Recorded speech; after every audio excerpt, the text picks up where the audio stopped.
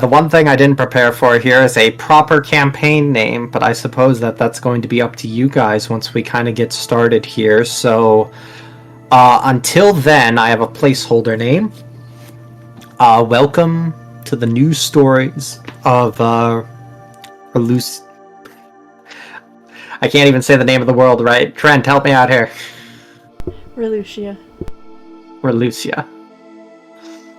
Yeah, so... totally the first time I'm saying this again. These are news stories of Ralucia.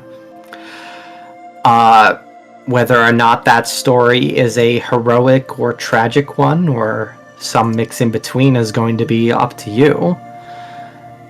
As you guys can see, as you look over the quite more than a bird's eye view of this wide-spanning continent, we do not find ourselves in anywhere colorful and exuberant like the Feywild Embassy. We do not find ourselves in the darkened domain on the coast, and we don't find ourselves in the frozen peaks of the north. No, we find ourselves in the very middle of the continent. And nowhere that's even labeled on this map. We find ourselves in the forested areas between Castlehorn, Oakenspire, and Yonrel. A small, nameless town that just has a few dozen residents and many more passerby come and go, just as the sun and the moon do. And over the past few days, each and every one of you has found your way here. Whether, well, chances are this isn't quite your destination, and it might not have been your original plan of travel. But fate's nudging hand has pushed you here in this specific time frame. Just as a very bizarre event, unbeknownst to any of you, is about to unfold. So, as you all, well, none of you know each other, none of you have arrived quite at the same time, but as each of you do over the past 3 to 4 days or so, I'd like you all to briefly introduce yourselves. Tell everyone what you look like. You actually don't have to give off your name yet, but just tell me what you've been doing. Are you just kind of staying at the inn in the upper floor? Are you staying down in the tavern? Are you staying on the outskirts of town? Are you relaxing in the market? Where are you right now? So, Helena, if you could introduce yourself first for us, that would be great. And just all you need to do is just describe to us what you look like and what you're doing. It's kind of midday right now. As you've just tell us how long you've been here and just kind of what you're up to. Well, Helena is a dwarf, and she's a redhead. And she's been here for probably a few days. She doesn't really know what she's doing right now. Trying to figure out what she wants to do from here. Okay. Is Helena hanging out in the market, the tavern, the inn? Oh, she's at the tavern. At the tavern? Well, the inn's kind of on top of that, so that works out. All Yeah. right. Elcod, if you could tell us just what you look like and where you're hanging out. And did you arrive in town today, or how long you been here? Helena, what about you? How long you been here? But between, arriving today and been here for like 3 days. Yeah. I've been here for 3 days. 3 days. Okay. Elcott? Alright, yeah, I'm a copper dragonborn. I'm wearing leather and always have a quarterstaff with me. I probably arrived about 2 days ago, and I'm just kind of chilling in the market observing everyone. Okay. All right. Okard, if you could introduce yourself, please. Okard is a half-elf bard, and he came to this town today to perform at the tavern. He has a song about, the other party that's currently roaming the land. Okay. All right, so you'll be hanging out in the tavern as well. And Mumbo, if you could just describe to us what you look like, how long you've been here in town, and where you're hanging out right now.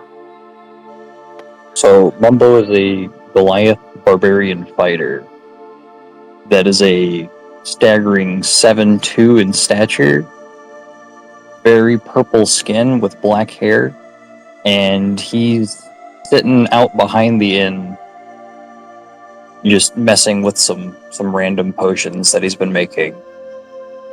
Okay.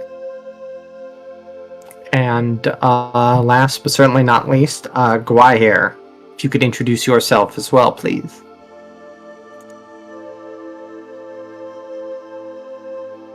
Oh, it's in the Roll20 chat, not the Discord.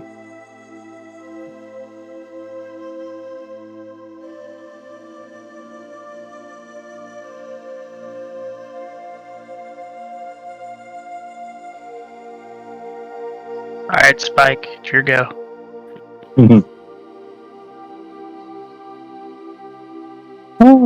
You don't have to do the voice, it's just a basic description at the moment. So. Not do the voice.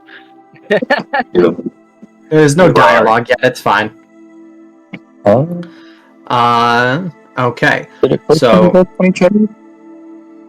here, I can just take it over, it's fine. So Gwahir is a tall, shiny gold dragonborn. Looks like he's a paladin and a warlock. He says he hasn't been here long, he just got here last night. He's taking in the atmosphere of the town, mostly around the market and other nearby places, and is looking to just lend a helping hand. Oh, and it's a she. Female dragonborn. In case you didn't catch that by Mitch's voice. So, okay.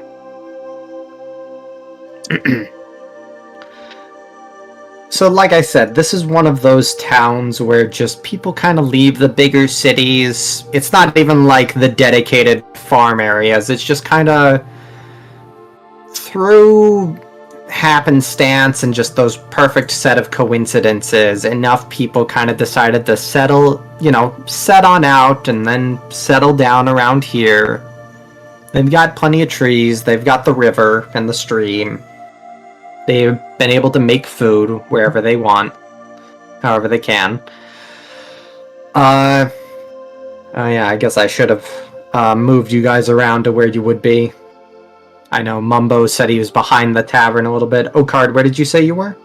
At the tavern. At the oh, right, yeah, no, you're performing. Yeah. So yeah, we have other maps for stuff. You guys don't necessarily have to move that around, but I should have done that before just to help me out a little bit. Because this is relevant. or at least it will be in a moment.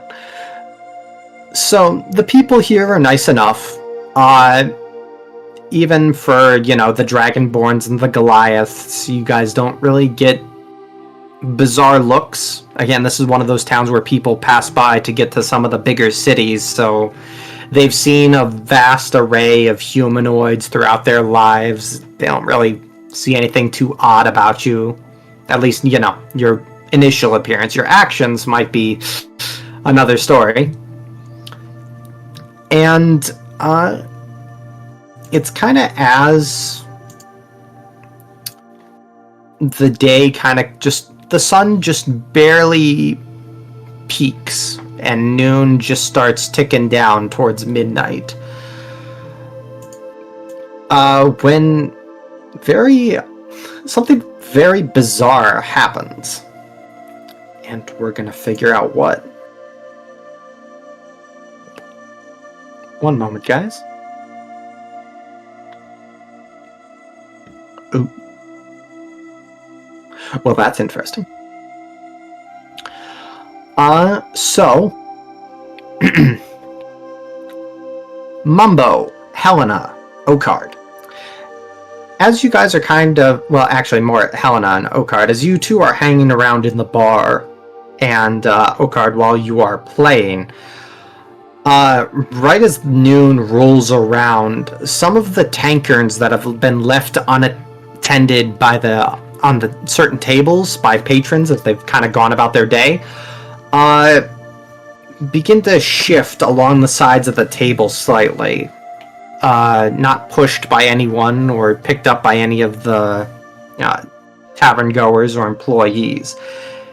And Helena, you specifically see one that is on its side, empty, and it rolls off the table and never hits the ground.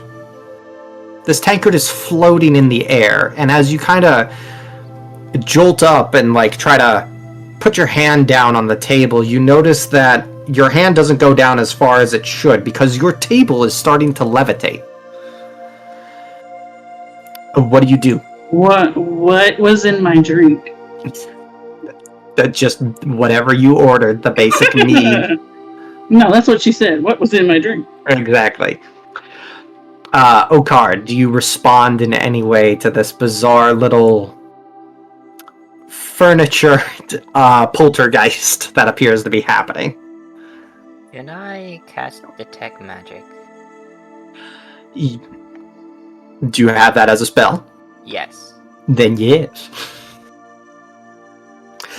So.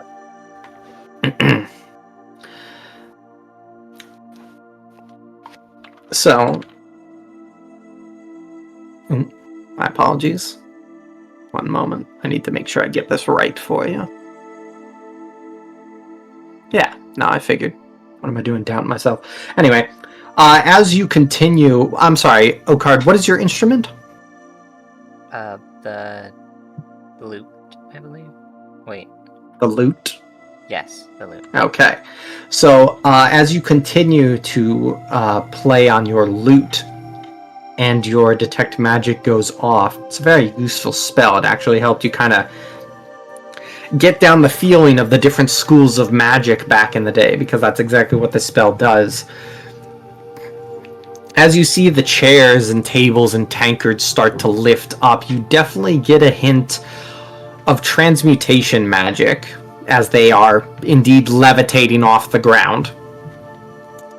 You have heard of the levitation spell before. It's second level magic.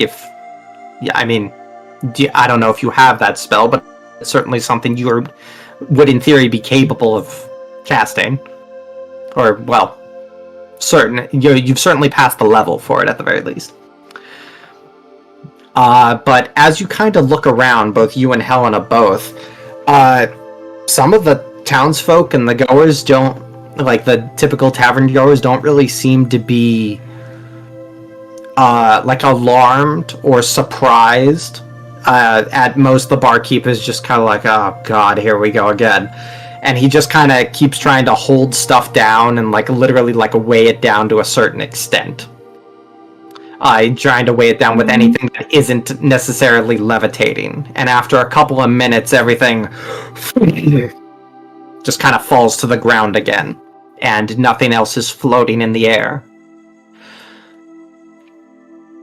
It only lasted about a minute or two, and Okard, as you continue to play, the tavern goers just kind of roll their eyes, and one of them kind of you hear them say something, and he sends one of the employees out as opposed to trying to clean up everything else, saying specifically to go let Caitlin know. And as they head on out, Mumbo, you did not notice anything happen. However, Gwaihir and Elkod, as you guys all are kind of hanging around in the market, are you guys buying anything, or are you just kind of creeping around booths being weirdos, or what are you doing? Yes. I gave you a choice, like I and you said, said I'm yes. Yeah. I might buy Yes, something. both. I'm mostly people watching. It could be window shopping. Okay. Okay, so both of you are just kind of people watching. Well, you guys both have passive perceptions over 10, right? I would assume. I don't think anyone here has negative stats. But anyway, so long as you don't have that, have it anything below 10, you would definitely be able to notice. I'd say it's about 15 minutes past noon here, where as you guys are people watching, and it's at the busiest in the day, and the crowd is just that. It's not shoulder to shoulder, people aren't like pushing all up against each other, but there's definitely a bit of a crowd as things are going on. And as things kind of reach that peak, it's probably about noon. You know, not that you guys have a watch on you. But there's definitely a break in the flow of people. It's kind of formed this natural like current, almost like a river, but it's, humanoid bodies. So it becomes very obvious when something stops and breaks that flow like a rock in the stream. And specifically, there are 3 people that do so. One of them is a young half-elven child. One of them is an elderly man, and one of them is a large dwarvish woman. And they just freeze on the spot. And at first, as people continue to just go with the flow of things and bump into them, they say, like, at first, they think that they would have, like, knocked them over or something, but they appear to be frozen in place, unable to be moved or move themselves.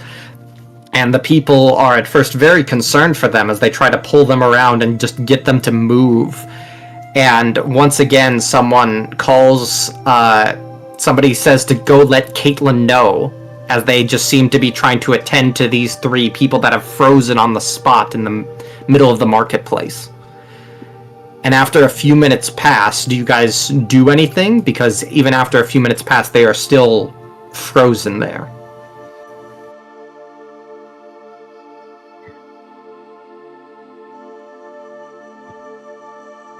I'd like to do an Arcana check if I could to see if there's anything magical going on.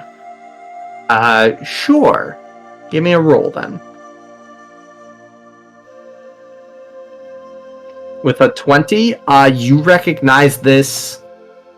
Let me just double check. Because I don't have all these tabbed, and I really should have. Yeah, you recognize this as a. Alcod, you're a druid. Mm-hmm. You've been.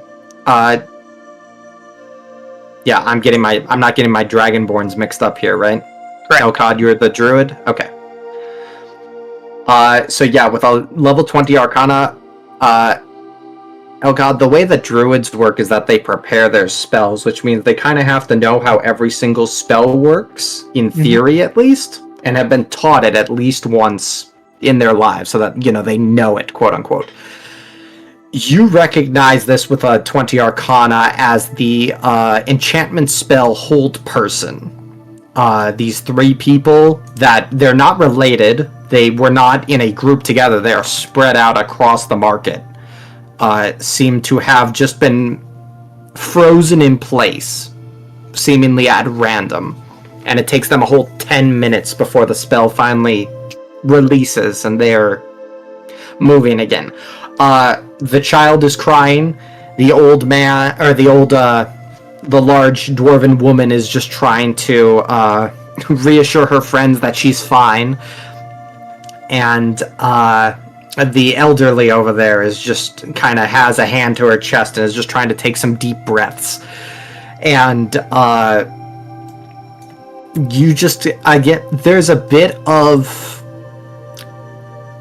there's definitely more annoyance here because people were much more directly affected, and to the people that have been here for a few days, you have heard some mutterings that there have been some very bizarre arcane happenings going on in the past few days. But the people around here, they don't really have, they have like a basic militia, martial fighters, things like that.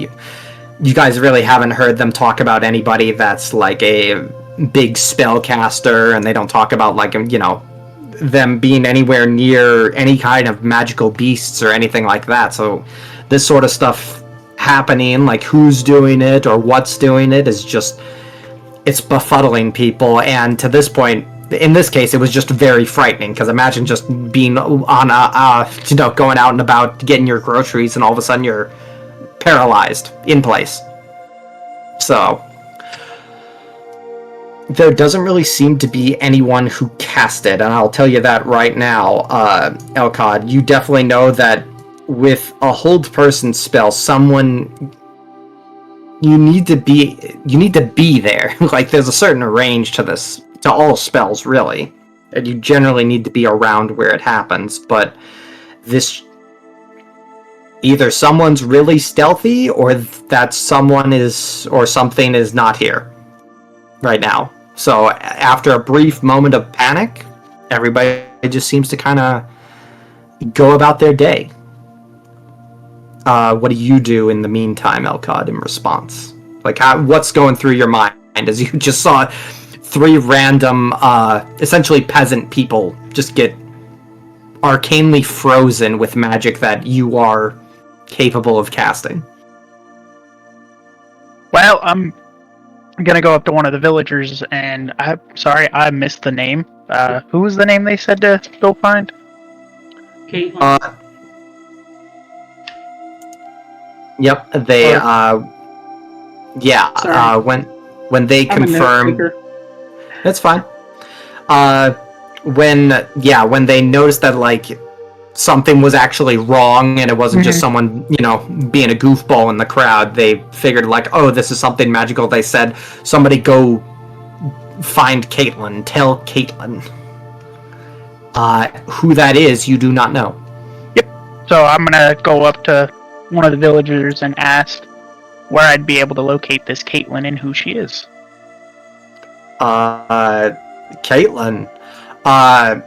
And this gentleman who's kind of running his Apple stand over here, he'll kind of give you like a once over, but he'll be like, I'm out of town. Got it. Like, you're a Dragonborn. You stand out. You have, aside from the other guy that's creeping behind the stalls with you, like, you have not seen another Dragonborn since you've been here. So, he says, Caitlin's the sheriff. She kind of runs things around here, so we've just... I was kind of hoping it's... all this... I don't know nothing about magic, but all this weird stuff started happening. I don't even know when. A while back. I didn't believe it till I was teleported, half a mile out of town one night. Absolutely weird. One moment I'm in my bed, the next moment I'm lying on the dirt road. But yeah, no, stuff like this happens every couple days now. I don't want to call it normal, but I guess it is. But yeah, Caitlin, right. She's just the sheriff. Whenever this stuff happens, we just make sure that she knows about it. Make sure nobody gets hurt. She makes sure nobody gets hurt. She just keeps a little log, I guess. I don't know. She's not a spellcaster. I don't really know what else she can really do about it, but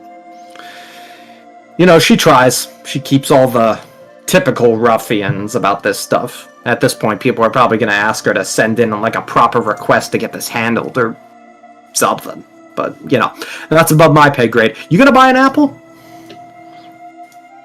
So, where's she located?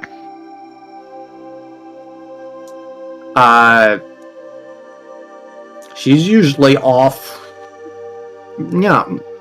Hard to say at this point. She might be getting lunch. She might actually be around here, but I guess they're not back with her yet. She's probably making her rounds around town, so whoever they sent off, I didn't see who that was. It might have been the Johnson boy. He couldn't find How would I know what she looks like? Like, what's something that would tell me that's her? She's in her mid-20s, I think. Lady, adult lady, human. Let me see. And by that I mean let me see.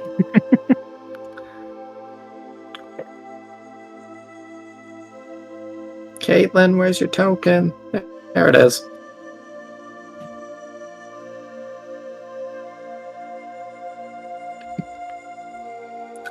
Yeah. Long, kind of that reddish black hair. Like I said, human. Usually making the rounds. Oh, you'll know her if you see her from afar, if she's walking away from you, because she's always got her hands clasped behind her back, and she makes these very long strides.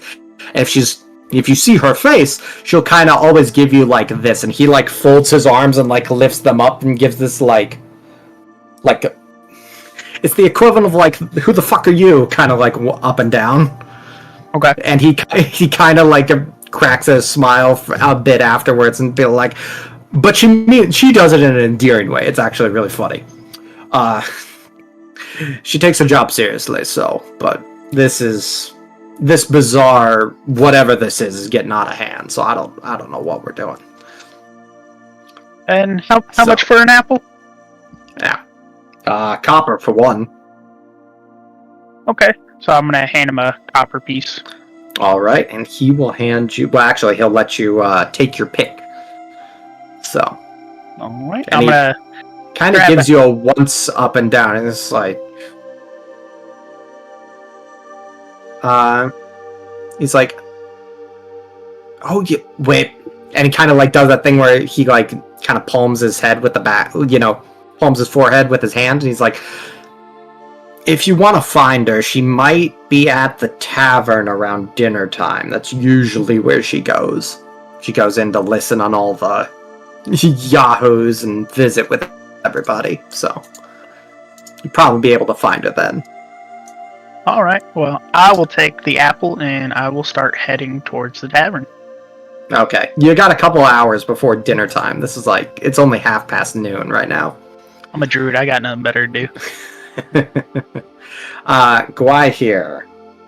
You took notice of this fellow dragonborn. Yeah. Kind of asking around about this very bizarre arcane occurrence. Do you do or say anything? And what do you do?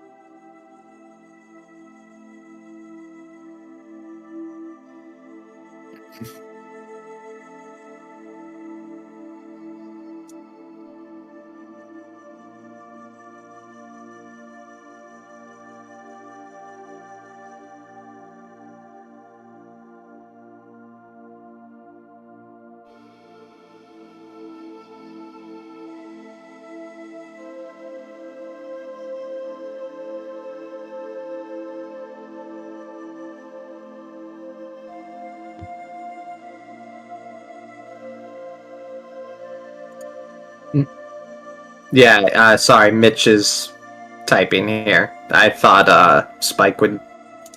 It might be just showing up late in the Roll20 chat there. Kind of waiting on this. I forgot I was muted, my bad. No worries. Take 2. It's all good. Gwai here is gonna go in and go, Druid! I couldn't help but notice you were taking an interest in what happened. Did you learn anything? Okay. And then realized she was rude and would like to introduce herself. Sorry, this is a kind of my thing. I'm Gwai here, a paladin. Alright. Elkad, a fellow Dragonborn, has approached you. One not of copper, but of gold. And very awkwardly introduced themselves. Oh, hello there. I'm Elkad. I'm a druid of sorts, and yes, there was some magic cast that I'm gonna go search for what I guess is the sheriff of this town. And I'm gonna continue to Alright. walk. Alright, as you guys are kinda... The town map here is a little deceptive. But as you kind of make your way through the town here... Mumbo, tell me something here, bud. What exactly are you trying to make while you're creeping out behind the tavern inn here? Mumbo's just dabbling in some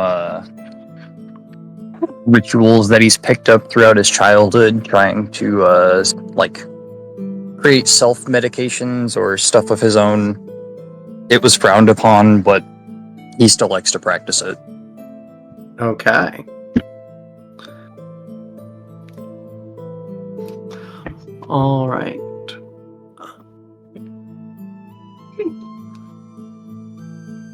Alright, so... Oh, look at my list here. Oh, yeah.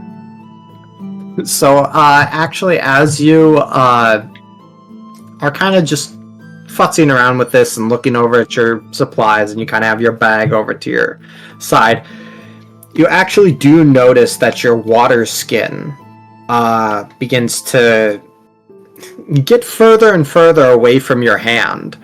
And you actually notice that your water skin that you just refilled the other, just this morning actually, begins to, without any input from you, and certainly nothing from any of your potions, your water skin begins to shrink from down to half its size. And as this happens, the water is actually pushed out, because it's not the water that's shrinking, it's the container. So the water is actively pushed out and almost like a squirt gun, like a hose almost. And you are now down half your water. There is no indicator for how this happened. There's no one else really around other than just people that are briefly kind of walking in between the alley, quote unquote, that you're in. So whatever's going on here, it's definitely archaic in nature and potentially usable in what you're up to. Also, you're getting a drink. Yeah. He's gonna look at the water skin in disbelief and just go, "Oh, I knew I shouldn't have bought this for cheap." After about a few moments, it does actually return back to its normal size. And now it's half empty, instead of just full with less water. I'm gonna have to go refill this. So, Okar, back in the tavern. This is kind of after the few minutes of the bizarre levitating furniture. All that kind of comes to an end. You eventually end your song. Do you talk or speak with anyone? Do you do anything? As they, there's a few patrons that kind of, There's a few that give you genuine claps. There's one person that did bring their kid inside, and that kid was giving you the very overly enthusiastic, like rapid kid claps. And then there's a few that are just kind of giving you the pity ones. You just be like, okay, he technically played music, but they're also a little like pissed off because their plates levitated and they couldn't save their food. So what do you do now that your music set has ended? Well, I did play a song about that band of heroes. And Okay. somebody would have noticed the name and approached me. And what was the name of those heroes? The Accidental Heroes. Ah. Plug. Anyway. So, Helena, I suppose that's up to you. Did you take note of this name, or are you more distracted by the floating furniture and lost in your own thoughts? No, I would definitely look up when he says accidental heroes. Okay. Then, as you approach,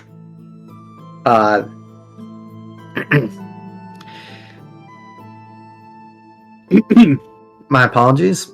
As you approach, I can talk. As you approach this half elven man, what do you say to him? Actually, hold on. If you could, can you guys make sure I have the right roll for this? There is one final thing that does happen.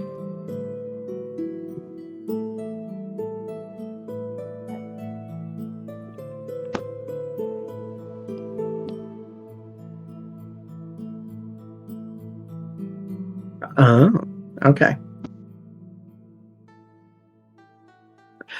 Yeah.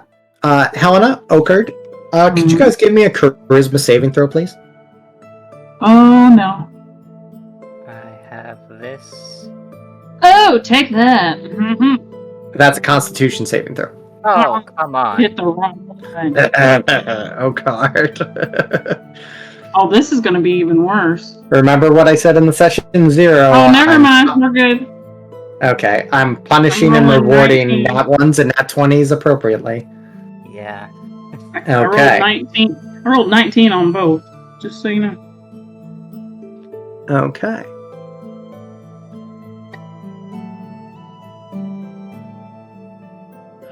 Alright. One moment. Okard, I'm gonna just message you real quick something.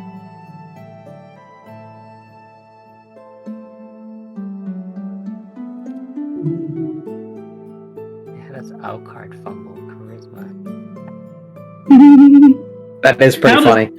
How does Helena get that much charisma? Like, if anything, those should have been switched around. I mean, I guess Helena's been drinking enough, so. What, baby? Yeah. Quite forgot it. Okay. Probably. Yeah, it's Oak. Yeah, that was Okard. Yeah.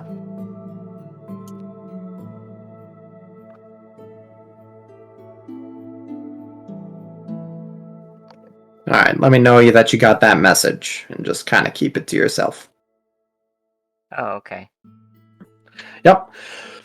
So, Helena, you guys don't actually feel anything happening. There's no, above the table, we know something happened. But Helena and Okar don't feel a thing. Helena, what do you say as you approach this half-elf gentleman? Do you know the accidental heroes? I don't know them personally, but I have heard of their adventures around this land. I used to be one of them. You're Helena, right? Yeah, I'm Helena. Oh dear. Well, it's good to make your acquaintance, but I'm also sorry to hear about your past. Yeah, it's been a rough couple of months, but I'm better than I was. Well, that's good to hear. Okay. Helena, you got anything you want to ask of your friend? Like his name? Or Sure, something, yeah. something to break the ice? Because I don't think he's introduced himself. No, he hasn't. Well, you know me. I'm Helena. What's your name? Oh, that's right. My name is Okard. I am a bard from the port town of Telahara. Okay. So you're from Telahara. Wow. Good Yes, gosh, I was can't born talk. there. Yeah, that's where we lived. So that makes sense.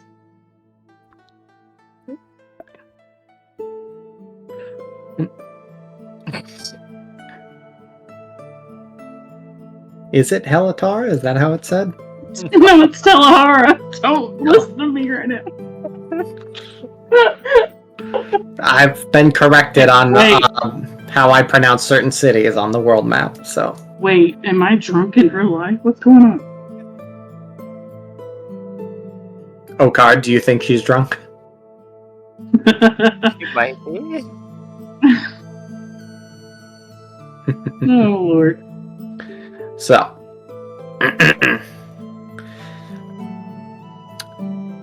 As you guys are kind of milling about, it's kind of around this point as you're chatting that two Dragonborn actually enter the tavern. Mumbo, are you still hanging out back in the alley, or are you heading inside for a drink, or to refill your water skin at the very least? He's going to go in to refill his half-full water skin now and maybe go in for a drink. Okay. After So, what he's yeah. saying. So from two different doors, there appear to be some new entrants to everything. And just as... Actually, I need all three of you to roll charisma saves as well. Oh, no.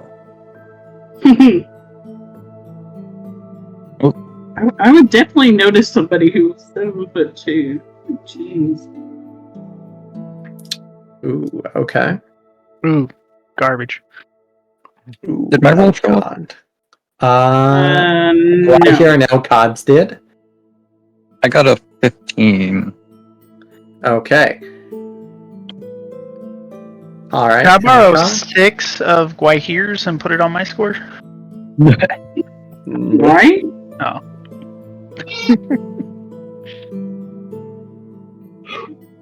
Okay. Draco, roll me one more charisma save while we're doing this. Okay. Hopefully. Here, take my charisma. You're gonna wanna roll high here. Ah! Okay, there you go. You're good. Oh, my apologies. I keep flipping back and forth on my notes here. Okay, yeah. Gotta make sure I'm DMing the right person.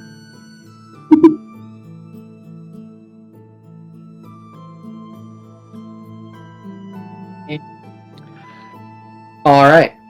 So, as you guys are all kind of just, you notice some new arrivals, there's some other townsfolk that actually come in here too.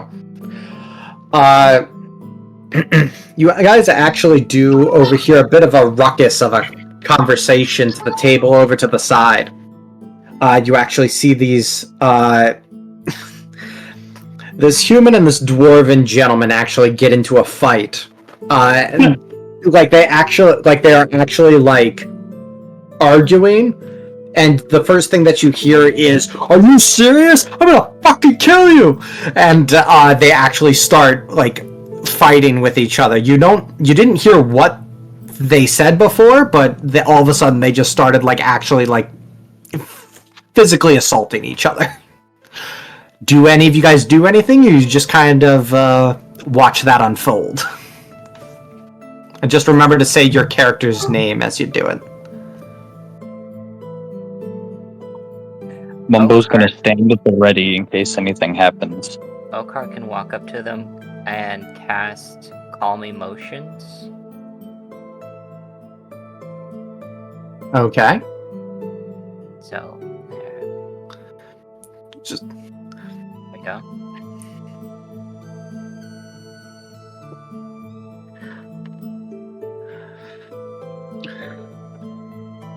so there's actually these two gentlemen, and the dwarven one. They kind of have this moment where the fighting does stop for a moment. Do you actually intervene? Because the dwarven gentleman is basically like straddling the human's chest and still has his fist kind of cocked back, basically.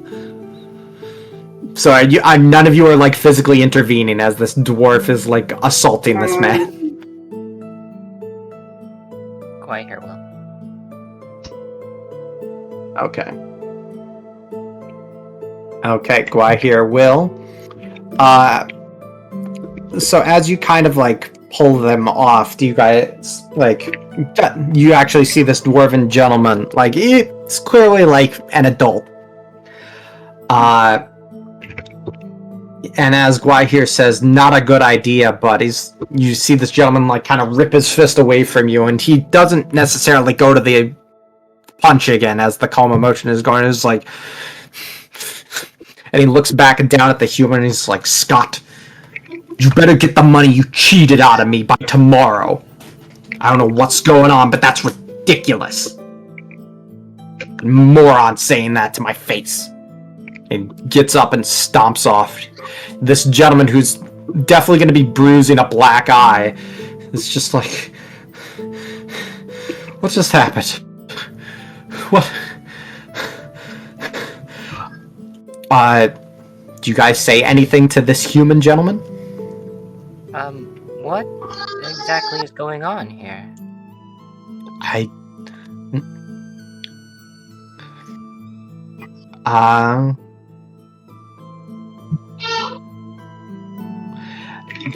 Sorry, I had to be off in a tab for a sec.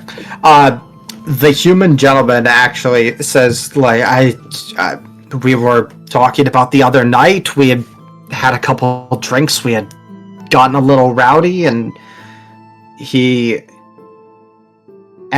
actually see that the gentleman, like, physically, like, stops talking. Like, he's doing that thing where, like, you know how sometimes there's like that game where you can like pull your lips apart and you're trying to like form words that have like P's and M's and stuff like that?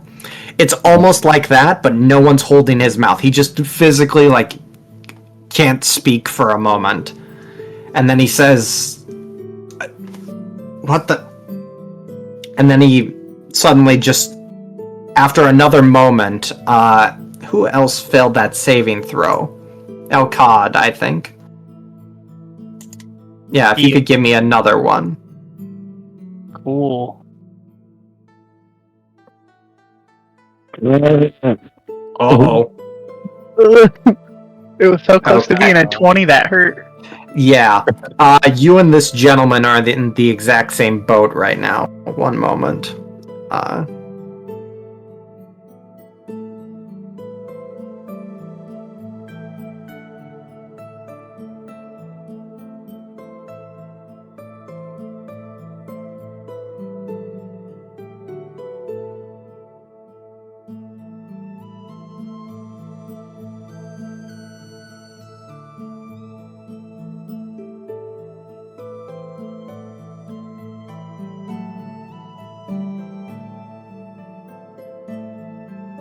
Okay, so this gentleman is, unbeknownst to any of you, the Elkad and this gentleman are in the exact same boat, where whatever is going on, they didn't fare well against it.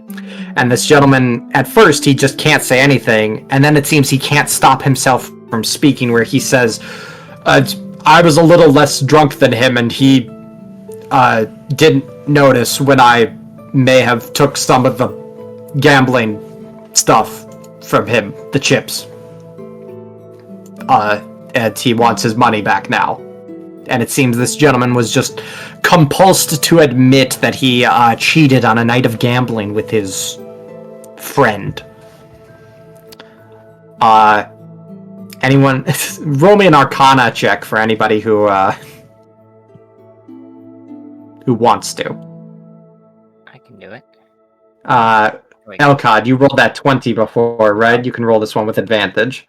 Okay. Oh, I got a 22. Do I need to? yeah, go for it. Okay. You never know. True. And I got the almost same thing. That's great. Okay. So yeah, definitely with a 15 on it as the lowest on any of this. You guys would definitely have heard that there are paladins and clerics out there that use a spell called the Zone of Truth as a interrogation method for criminals and investigations and things like that. Supposedly, if you stay inside the zone long enough and don't resist the spell, you'll go from not being able to lie to just blurting out quote-unquote secrets and like being over. It's the children's TV show version of I Can't Tell a Lie, which means you're just overly honest about everything. And that appears to be what happened to this gentleman just now. And as you guys, especially actually just Okard, as you kind of look around, you do see in the tavern, which is large enough, it's pretty big, but there's just this, unfortunately, there's just this little circle in the tavern, about probably 15 feet across, where there's this barely visible golden bubble. And the gentleman who was with the dwarf before, their table was definitely in there, and this gentleman from where he was lying on the floor still has a foot inside of it, that little area. So yeah, either a paladin or a cleric just seem to probably, logic would dictate that they just cast a Zone of Truth of some kind. And as the gentleman just kind of picks himself back up, he's just being like, I'm gonna go find Caitlin. Oh. And so as that gentleman kind of sits around, or kind of, shuffles off, do you guys talk to anyone? Do you talk amongst yourselves? Do you talk amongst to the bartender or anything like that? Or do you just kind of continue going about your business in this very weird town? This is very bizarre. There are places out there on the continent, where there are magical beings. There are places that have schools of arcane where they train sorcerers and wizards and whatnot. It's pretty common to see, magical happenings of some kind. But they at least have laws on, maliciously using magic, even for what essentially amounts to pranks. They still have rules for that kind of stuff.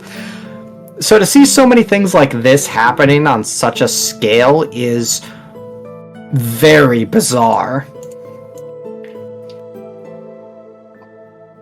So, what do you guys do in the meantime?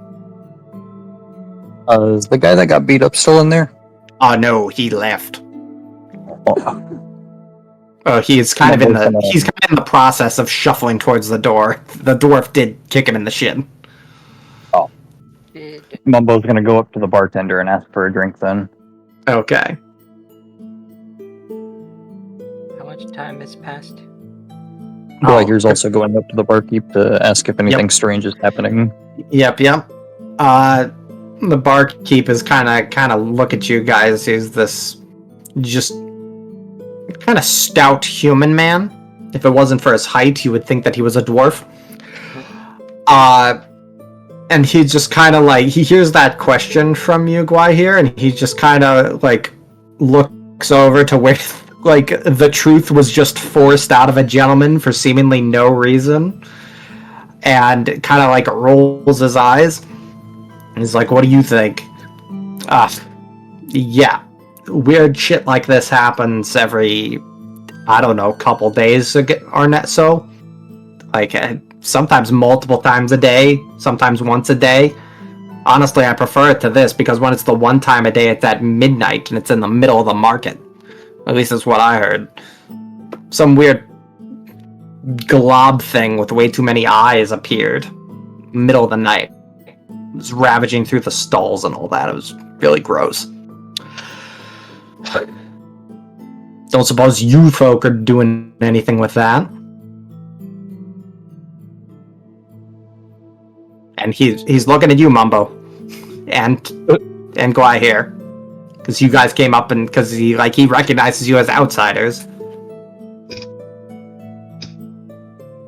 Guy here's gonna hold her hand up and say, "Me, I just got here."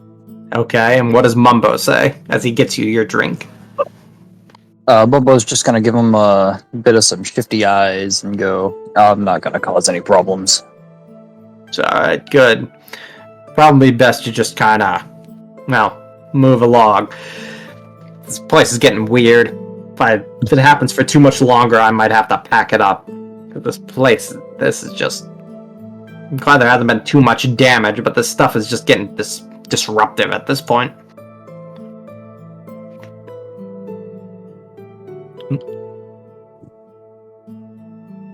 How much for that, drink? A silver.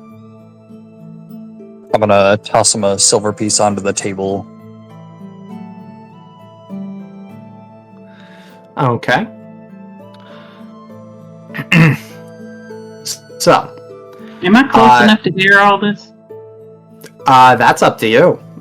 Where are you kind of in the bar at the moment? Well, I was talking to Okard. Oh, okay. That's right, and I walked over to the fighting people though. Oh, Okay. yeah. Okay, yeah, then, so I turn around and go back to the bar. So, yeah, I did hear all that.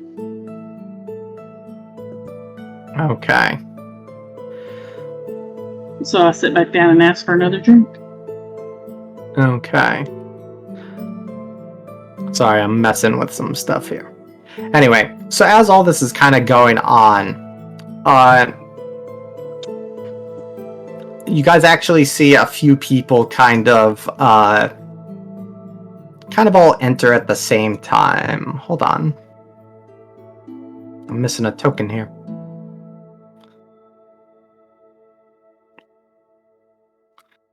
There we go.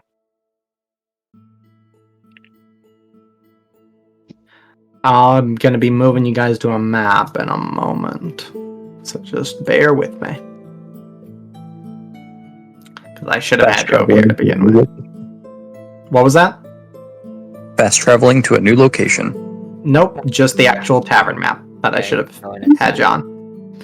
I did forget to mention that the tavern's name is Hoots Hovel. So. Yeah. So, as you guys kind of are just kind of going about your business, eventually you're just kind of chatting to some of the patrons. You guys hear a couple of things about some of the stuff that's gone on. They talk about how furniture sometimes floats in the middle of nowhere. Sometimes these orbs of bright, like sunlight, kind of just appear either in the middle of the night or even the middle of the day. One gentleman, as some of you heard in the marketplace, talk about how they've been teleported around town. Some people find themselves almost incapable of lying about even the smallest things, and sometimes even blurt out just random factoids about their childhood or embarrassing little tidbits that they would rather, just commit lies of omission, basically. And just some of the other things that have been happening. And one woman actually does emerge from the kitchen as Mumbo and Guai here, as you guys are kind of chatting to the barkeep about this. One woman, just kind of this, not old, but definitely kind of just a middle-aged human, who introduces herself as Raya. I can talk. She just kind of comes on over and she's introduces herself and says basically what you guys have been hearing all day, that just like weird magical stuff's going on. Nobody really knows why, and it's basically occurs to happen several times a day, and then it'll taper off for a few days, and then sometimes it'll just happen like one big thing all at once at midnight or something. So nobody's really sure why it happens. But it's been going on for quite a few weeks now, and after they kind of hear that some of you have either just made it into town or just passing through, they're not accusing nobody. It's not like that type of a situation, but once they hear that you just kind of got here and you'll just be heading on out, they just seemed a little relieved on your behalf. And do you guys ask anything of Raya as she kind of comes out and lets the barkeep kind of take a load off for a little bit? Do y'all know what's causing it? And she, Raya looks at you, Helena, and she kind of, this woman's quite a bit older than you. She's definitely like old enough to be your mother, and she kind of gives you like that kind of quirked eyebrow and that tilt of the head that's like, oh, Sure sweetie. Not in like it's not like a you're a dumbass kind of look. It's like a oh sweetheart. And she's like sweetheart. If we 114. Yep, but regardless, she gives you just kind of that like motherly glance, and she's just like, sweetheart, if we knew what was going on, I'm pretty sure Caitlin would have torn it to shreds by now. She's getting, and as she says, she's getting. She kind of stops as she looks over your shoulder as a human woman enters the bar, and she's like, "No, please don't stop on my account. What am I doing?" And Raya, what? And she also looks over to the barkeep, Tom. What happened? And he just Tom doesn't even look up from like the drink that he's like, or like the bottles and the drinks that he's organizing. He's just like, shit levitated into the air and people were spilling secrets. Don't know what else is gonna go on. It's like, oh great, that's the third thing today. And this appears to be the sheriff lady that you guys have been some of you have been hearing about. And who is at the very least tasked with trying to figure out what's going on. So.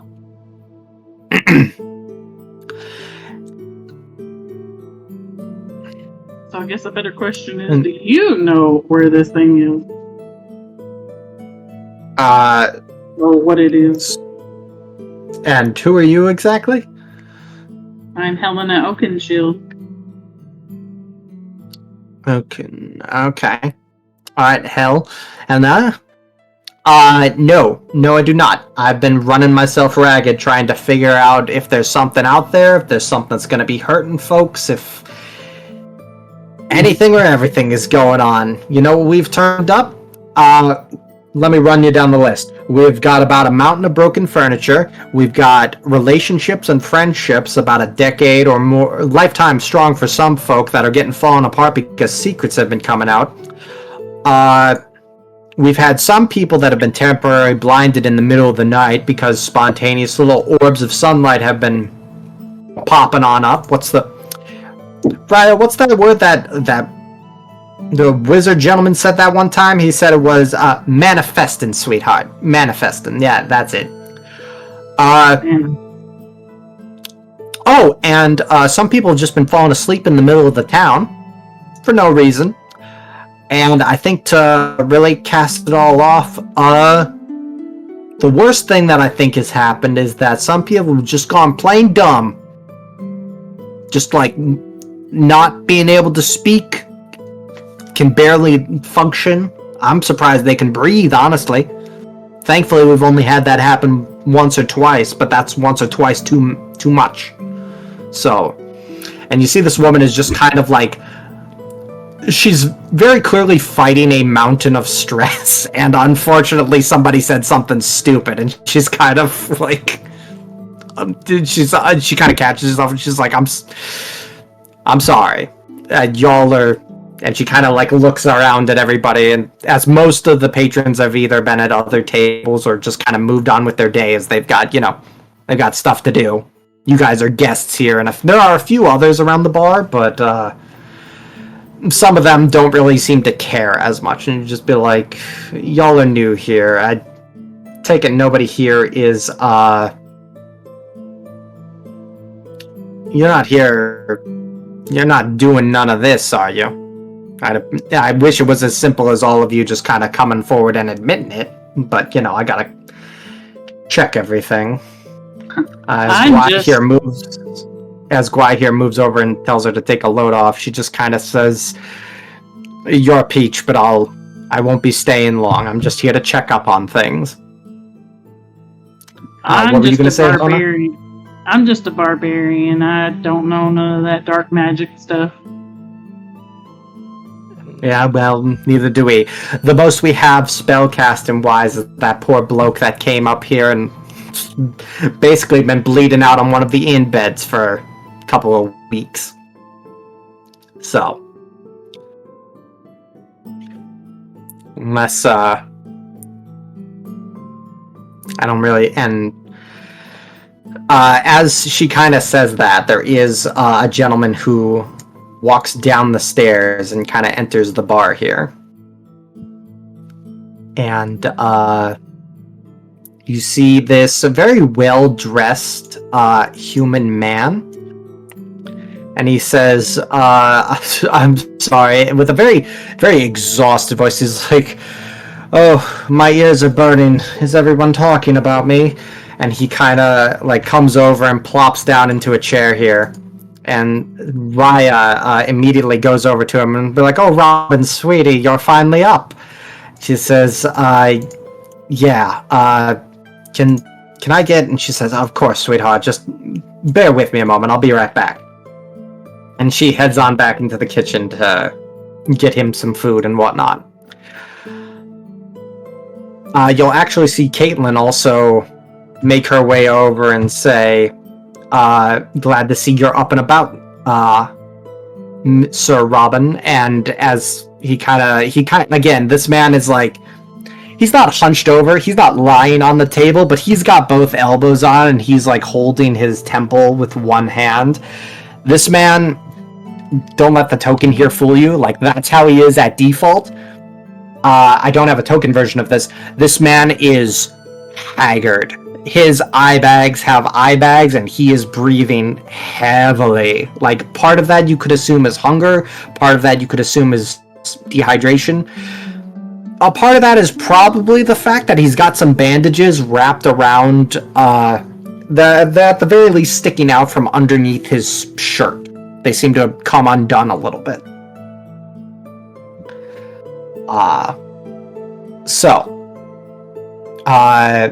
Caitlin is actually going over to him. Well, as I said last time you were all up and about, we kind of need you to get better, because the sooner you get better, the sooner that you said you could figure this whole thing out, right? You're the mage, the magic man, right? From Telahara, is what you said? And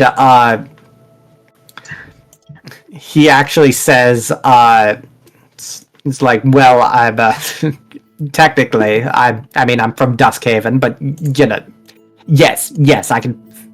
He's like, I could figure this out as soon as I just. Apologies, you'll have to give me a bit of time.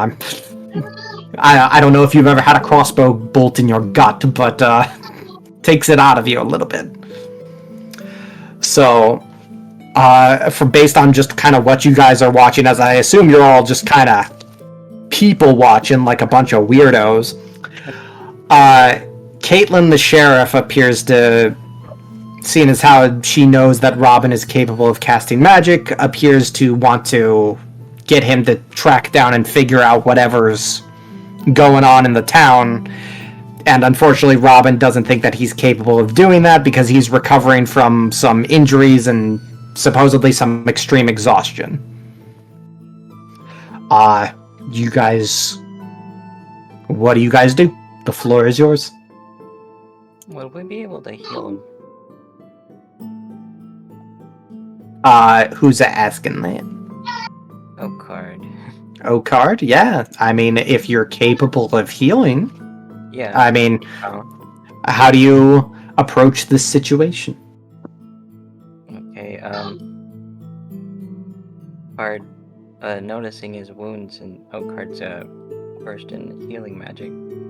Hello. And you see Robin kind of like look up at you, and he's trying to like futz with some of the stuff. He actually has a bag that he almost plops it down on the chair, but then he kind of just sits it on his lap and has his arms crossed over it, and he's just like, hello, as he brings out his little canteen. Can I help you? Somebody's got some background noise there. So you guys might have to switch to push to talk. I don't know if that's you, Sorry. Draco. No It's worries. probably my kid. No, it's all good. He's skimming, so. So, Robin kind of like lifts his head up, and again, heavy bags under the eyes, and he's like, hello, can I help you? Yes, As he kind of like diverts his attention away from Caitlin. My name is Oakheart, and I'm a bard from Tilahara. And I overheard when you Okay. came down at you that you were injured. Did I attempt to heal you? Sure. Yeah, that. And he kind of has this moment where he's kind of like, I said, and he has this moment of hesitation where he's like, wait, how much is this? What do you charge for that sort of thing? And he clutches his bag closer to his lap, like he's unwilling to give up any of his possessions. Well, since I've heard that you may be capable of helping this town, I figured I could help you out in return. Oh. I didn't realize this town had a... Hey, then why aren't you employing him then, if you had someone that lived here that was going to take care of things? And Caitlin was just like, he's from out of town. He doesn't live here. Oh. And he seems just very confused that, like, you're just kind of... Like, he gets that you're trying to be kind, but he's also just like, well, he didn't ask me for payment, so he's just kind of a little befuddled. So he's not sure if it's going to be a after-the-fact sort of thing. Like, you know those people that, like, scam people by, like, pushing stuff into your hand and then asking for payment? Like, that sort of stuff. So he's kind of just a little befuddled by your upfrontness.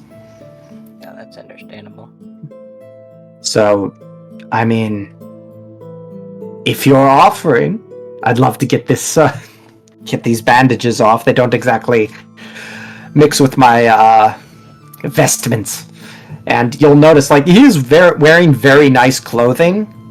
And while there's not a speck of dirt on it, it really seems like that there should be. Because it's like that very weird thing where it's like these clothes have been through a lot, but there's also not a speck of dirt on them.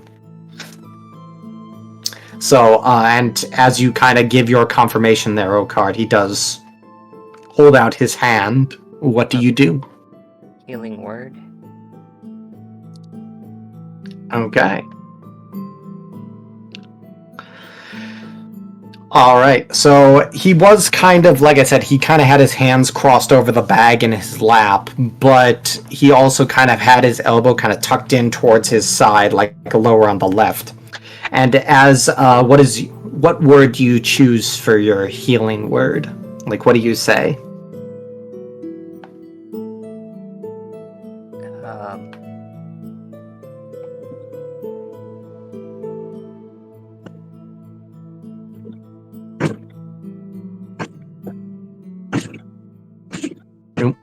You still there, bud? Yeah, I wasn't sure what to say. It's odd in its description. Oh, no, it's fine. It's called healing words. I wasn't sure if you had a specific word chosen. It's all good. So,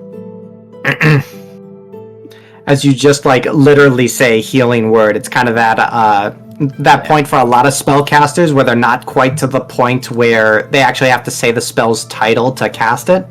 Other people can just kind of be like, meh, and cast a spell. But that's like only after you get up to like the really high levels of things. It's actually considered like the true mastery where you can basically just spout whatever and cast the spell. So as you actually say healing word, that tension that he clearly has in his lower abdomen over there, he definitely eases up on that and is like, whew. Oh, card, was it? Yes. And he's like, yeah, I'm feeling. And Raya actually finally comes back out with some of the food and is just like, here you go, dear. Eat up, and we'll get this all sorted out. And she goes back into the kitchen afterwards to keep preparing and dealing with the other patrons on everything. And the injury does seem to have eased up a lot, but this he definitely still has a bit of exhaustion going. So, and as this has all been happening, Okard, Caitlin has kind of been watching you, and then she kind of turns back towards Helena, and she kind of has this moment of pause. And she's like, okay. And she, Gwahir, Mumbo, and Elcod, have you been participating in this? Elcod specifically, have you been participating in anything that's happening? Like, are you actively part of a conversation, or are you just kind of... Oh no, I feeling and knowing what this is, I'm just kind of standing off by myself. Okay. So Caitlin has just kind of like looked back at some of you guys that have like obviously taken an interest in the conversation, and some of you are very clearly like people watching. And as she kind of sees Okard, A, just be capable of casting magic, and B, rightly offer it to the other spellcaster that she's hoping to rely on a little bit, and she just says, okay, how's about this? We have merchants that come through from some of the bigger cities every couple of days, every few weeks or so. They come through from Castlehorn, from Oakenspire, from Yanrel, all that fun stuff. We're just kind of in the middle point of not everything, but some of them while they're going places. You guys aren't planning on leaving town soon, are you? As she says, because of... And, like, does that... Okard, she kind of addresses it back towards just kind of the general area where Helena is. Do any of you respond to that?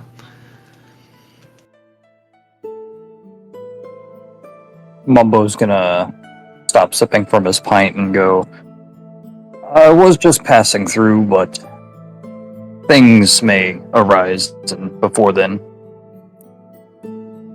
Okay, well, like I said, we have merchants that come through every now and again. If those are one of the places you're heading, if you want to stick around for a couple of days, it'd be a lot quicker to get there if you hitch a ride with one of them on their carts. Sometimes they come in through here to pass off some of their, excess materials and things like that. If you just want to hitch a ride on their empty carts, that could definitely get you where you're going faster. And if you guys are willing to assist Sir Robin here, I'd be willing to cover the fees that those merchants would probably charge for a seat, if you like.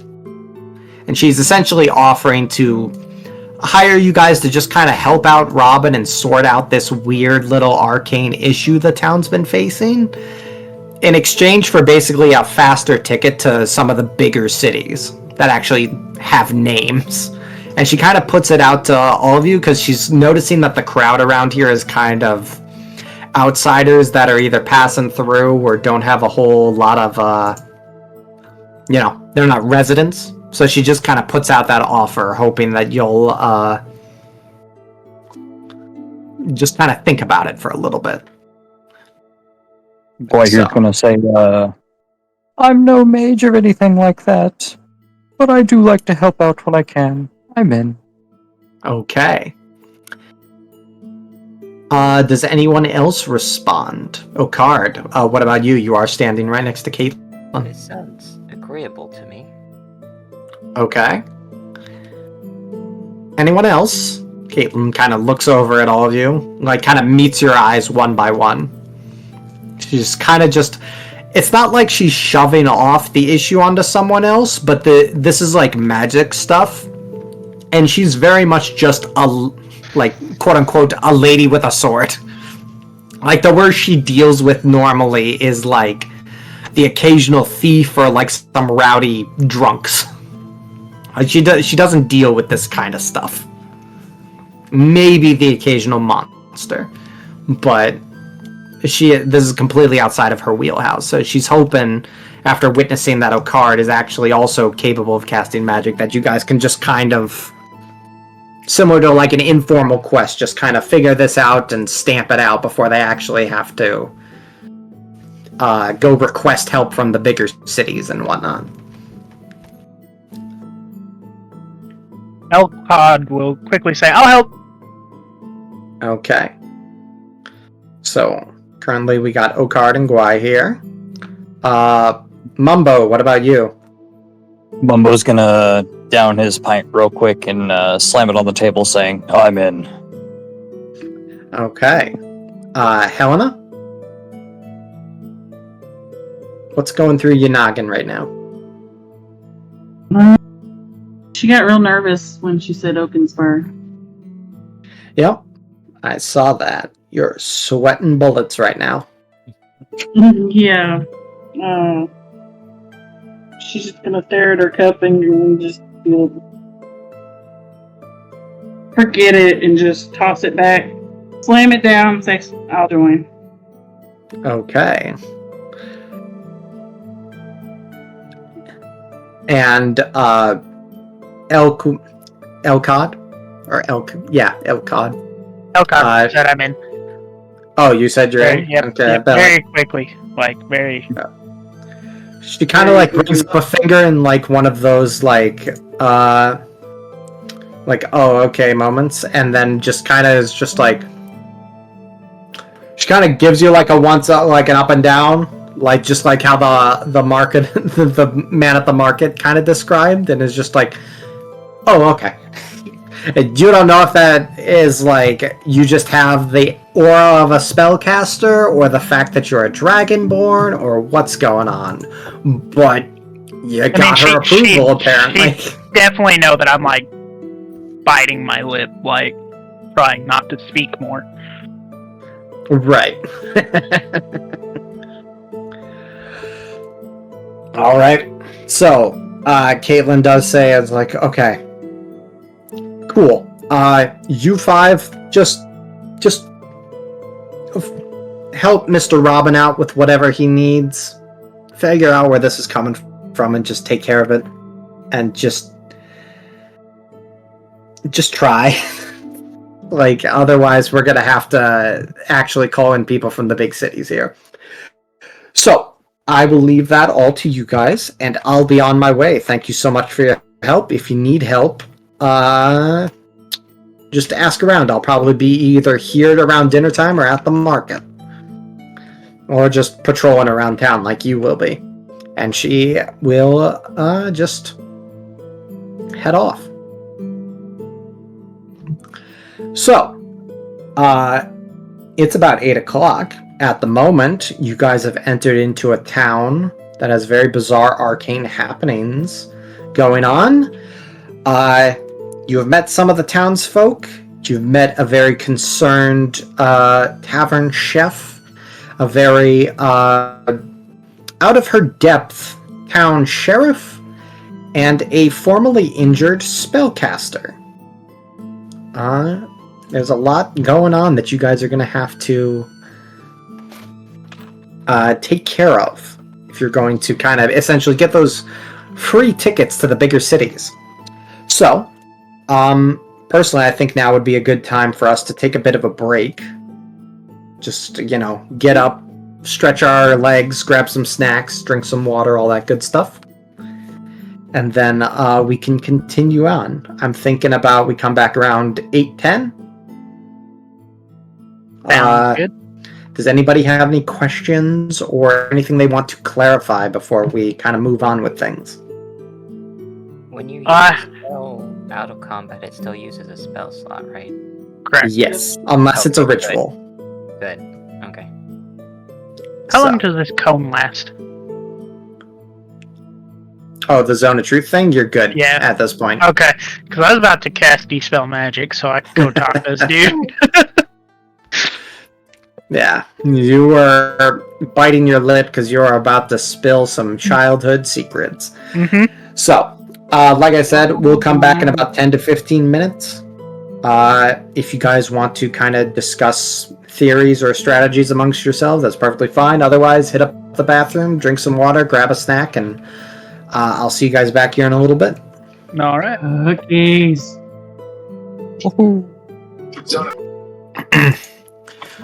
So now we're back from the break. As we kind of left things off, the five of you had kind of been tasked by the sheriff of this town, Caitlin, to assist the mage.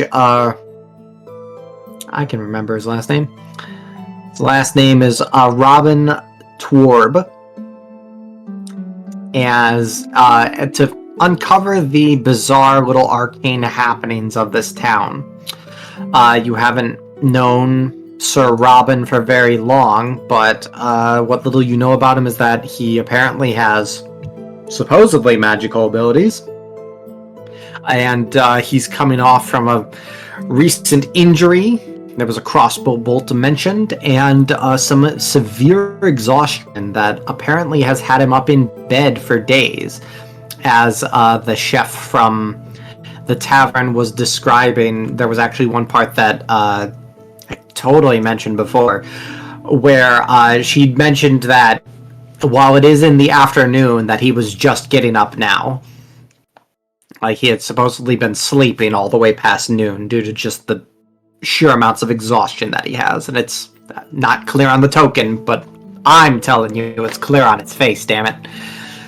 So, as you guys finish your drinks and your meal, Robin does kind of, not like he doesn't want to, but he's kind of just like trying to gauge whether or not he has the strength for it to just kind of go out and about and kind of just take a look at things. Do you guys offer anything in terms of assistance? Or how do you guys want to go about investigating these bizarre arcane happenings as you patrol the town?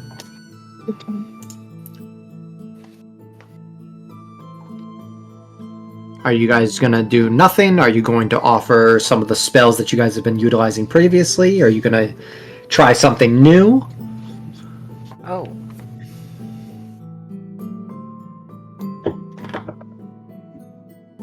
What, Brad? I'm very confused by your comment there. You said Sir Robin. Oh, just like a point of respect. Yeah, but Yeah. brave Sir Robin. Yeah. Gotcha. Anyway, so anything? Nothing? You guys just gonna go on a walk with this guy who's in much better clothing than you? I mean, You don't know what I'm in. I'm wearing about the same kind of clothing. I'm gonna Got pretty nice clothes. keep a distance, but I'm gonna be watching him and walking. Yeah. Okay. He takes a very slow pace. He does kind of hold himself up a little bit, but his kind of flushed face and heavy eye bags do kind of betray the exhaustion that he's clearly feeling, and he says, you're all new here in town, aren't you? Just follow my lead here. We'll make the rounds, see if we can witness anything happening. Also, there's one other thing that I do need to check up on in the, well, we'll probably find him close to the river. Come along. And I take it, do all 5 of you follow Robin? Yeah, probably. Yeah. What are you finding? Hold on. You all talked at once here. I'm gonna go down the list here. Just Spike, your response. Mumbo's gonna follow. Okay. Anything else? He's gonna keep his great axe in hand. Right. Yeah, you guys have seen a couple of people. Like, it's not just Caitlin keeping this place safe. She has a militia that she's running, but she's kind of the person that they go to for, to report to somebody. So there's some sort of chain of command of things and authority figures and all that around here. But there are certainly other people that do have weapons. They're just kind of being hauled around, or obviously like sheathed or anything like. So it's not a very odd sight for, especially outsiders too, because there's weird, monstrous, magical stuff out there. You got to be able to defend yourself. So these people definitely don't turn an eye or the nose up or quirk an eyebrow at outsiders that are clearly passing through, having weaponry among them or armor, that sort of thing. Draco, what does Okard do?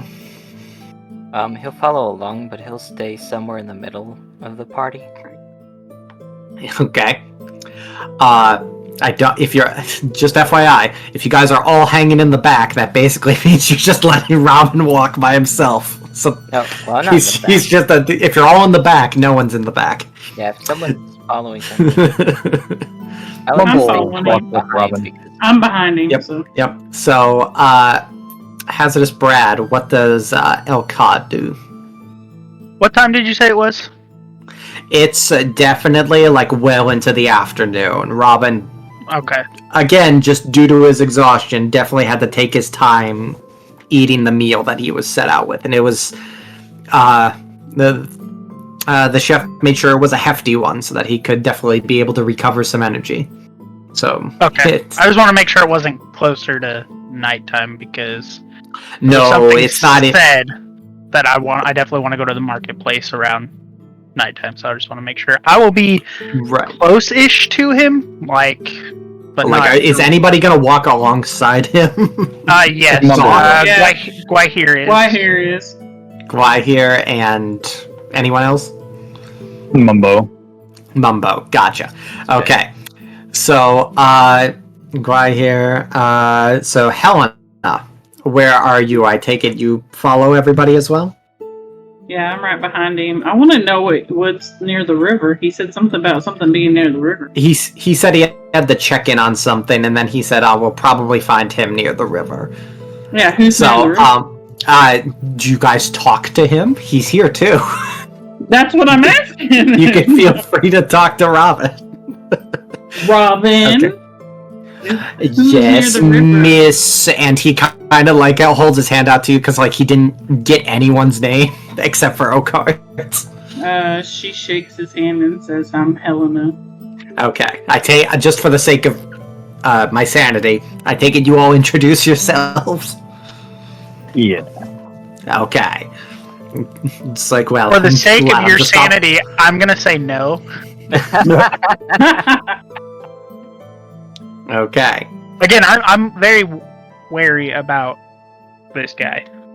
Right. No, I get it. So, so let's actually strike up the conversation proper here. Helena, you obviously introductions are made for the most part. What do you say following that up? You said somebody was by the river. Who's by the river? Well, somebody of sorts. And as you guys actually do, I'm just gonna move your tokens here for the fun of it. We. You guys, yeah, as you guys kind of walk through the streets, You pass by some of the roads that you took to kind of get to the tavern. You walk around some of the barracks that they used to train the militia and things like that. And just along the stream of the river, you just kind of enjoy things for a while. It's quiet. It's peaceful. And none of the stuff that you guys have witnessed so far as you know, appear to happen again. You don't see anybody shouting for Caitlin. You don't, nothing happens to you guys as individuals as far as you're able to tell. And I will just say, for the people that failed to, the charisma checks before in the bar, like, obviously I told you that you weren't able to lie, but your characters didn't really know that. So it's tough to tell if something's really going on. And as you guys finally kind of make your way to the bank on the stream, you actually do have to sit there for a little bit as Robin, he doesn't want to with like his nicer clothes on, but he does eventually just kind of take a seat and prop one knee up, letting out the occasional, I'm not going to do it, but like that like shrill whistle that people do by like sticking two fingers into their mouth like they're calling for something. And it very clearly strikes you that he's waiting for some sort of animal as opposed to a person, or probably. And as he looks up, you guys do see a shadow of a bird circling overhead. And it does, Helena, my apologies, allow me to introduce to you all my wonderful familiar. And he will hold out his arm for the bird to land on him, and you guys see a very moderately sized falcon. Probably don't know if that's what it's called. It kind of depends on what sort of avians you guys have seen. But this one appears to be wearing clothes to a certain extent. And he, as the bird lands on his arm, he says to you all, everyone, please meet Sir Soren. And this is a falcon that has a little top hat and a monocle. Oh, my goodness. And he says, I have no idea where this came from. I have never seen a hat in that style. But it is one of the greatest things to come out of the bizarre, arcane mishaps that has happened around town here. So tell me, boy, did you find anything? You were such a good boy. And he, like, kind of, not scratches the feathers, but he does, like, essentially pet them to, like, reward him a little bit. He's like, you were such a good boy being out all night. Please tell me that you found something. And, so, yeah, this little falcon does have something clutched in his claws here. A little, seemingly like this little clump of plants. And when I say little, I mean it's like a few blades of grass, essentially. And he's just, Robin sticks out his hand and takes it and he goes, this is all hot. And the bird essentially does like a little nod. You have no idea how the top hat is staying on. And he says, well, I'll have to do for the night. Does anybody say, what's going through everybody's head as you see this little monocle and top hat wearing familiar? What? Helena, what's going on with you? I heard Sladen's response. What does Helena think? Helena wonders if she's still drunk. Oh, that's a good idea. Mumbo? Mumbo's gonna rub his eyes as if he's seeing this for the first time and just stare in awe at the bird with the top hat and monocle.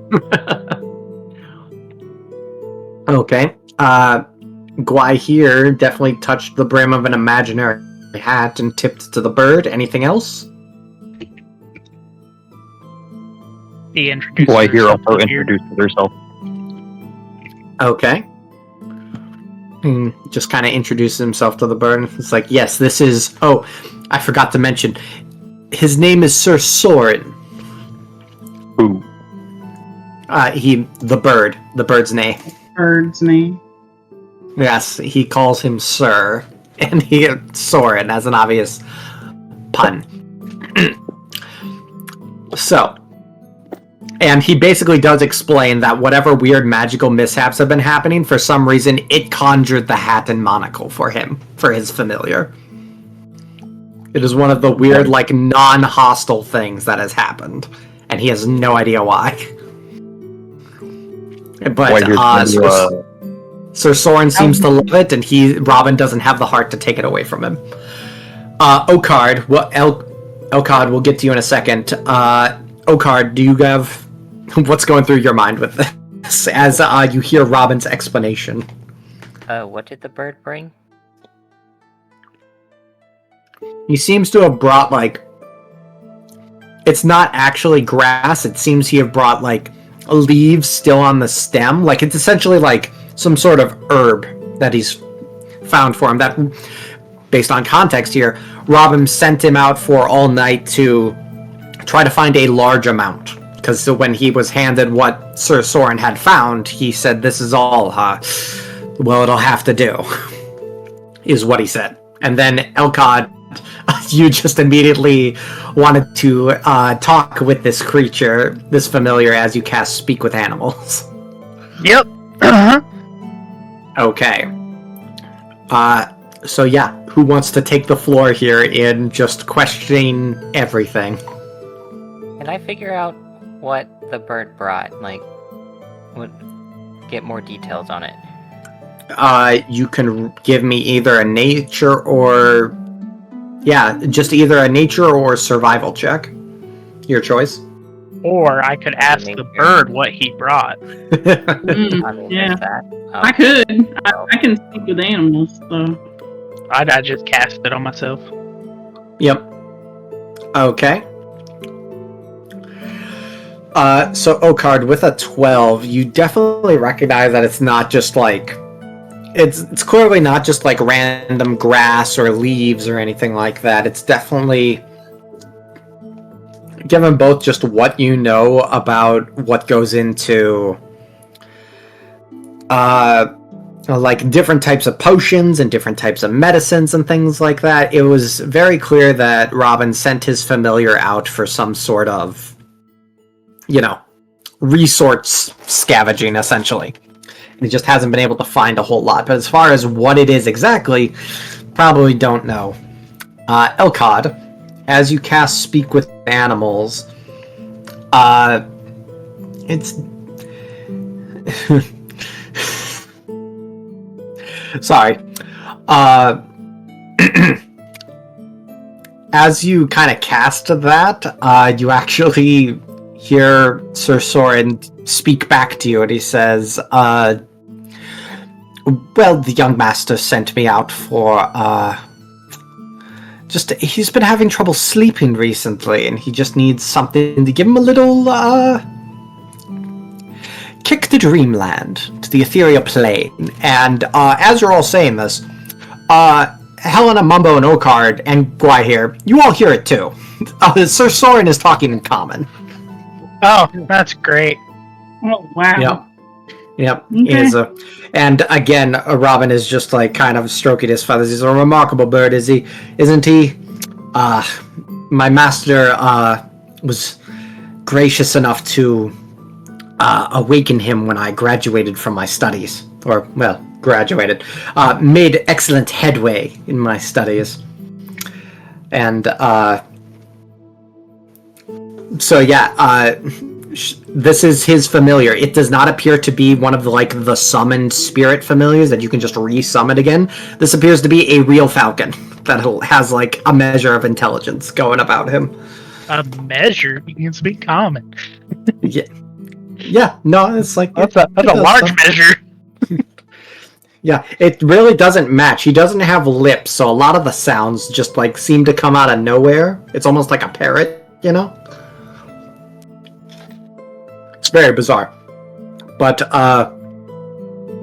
seeing as how Sir Soren said that out loud, he's just... Oh, Robin kind of finally clues in, since he had kind of been ignoring you guys. It'd be like, Yeah, and he kind of like he was kind of wistfully thinking about like his master and like the great gift of the familiar that he very obviously cherishes. He says, yes, after my and he'll kind of look down to his side where he was holding before when Okard healed him. He'll be like, after my the injury that I suffered, I've had quite the difficulty sleeping, so Sir Soren's been trying to scavenge out a few herbs that I brew into some potions to just help me rest and gather up my magic. There have been certain days where that's been nowhere to be found, no matter how much I rest. It's very bizarre. But, a little worried of... Even with, him by my side, I'm a little worried of, traveling on the road myself, so I've been staying in town until I can feel I'm truly capable of heading back home. To... I know towns' names. Who said I don't? Duskhaven. That's where he said he was from. So, how do you guys carry on this conversation? Lumbo's gonna ask him if he needs any help brewing his potions. Do you have more of the sleeper root herb on you? No. I don't think I have any of those in my bag. Then I appreciate the gesture, dear boy, and he kind of like tries to... again, it's not condescending, but his voice just kind of has that flow to it. Yeah. But he does like genuinely thank you, and he'd be like, Are you a brewer? Are you an alchemist who brews?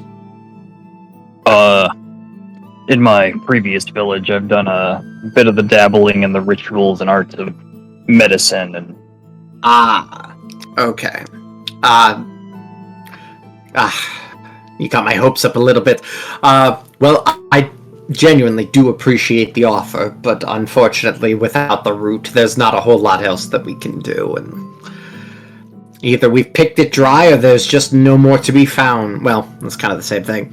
But if Sir Soren hasn't been able to find any, I doubt we'll be able to find much more. That's alright. I'll just have to eat some more hearty meals and take things a bit slower.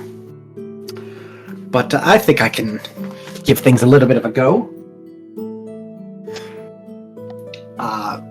So, onward, as it was. Let's keep looking around. And with Sir Soren on his shoulder, you guys will continue just moving about the village.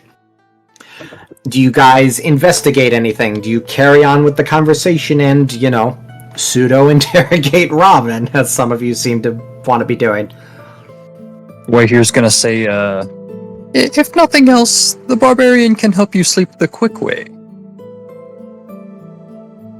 What? Oh my goodness. Yeah, you could. Lumbo's gonna raise his axe and kind of look over at it as hinting at it.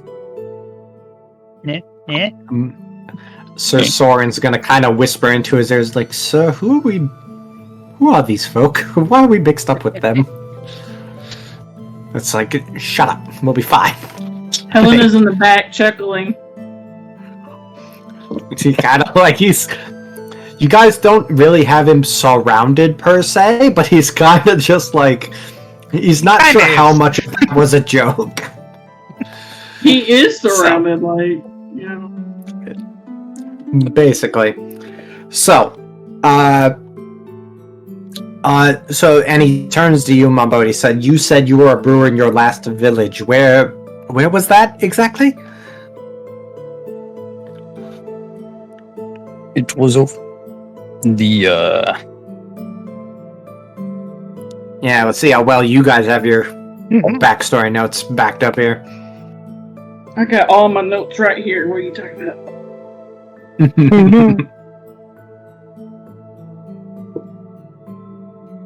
Did I not put it in here? He's from Ain't a the guy, place near that ain't one the guy thing last campaign? over there, you know?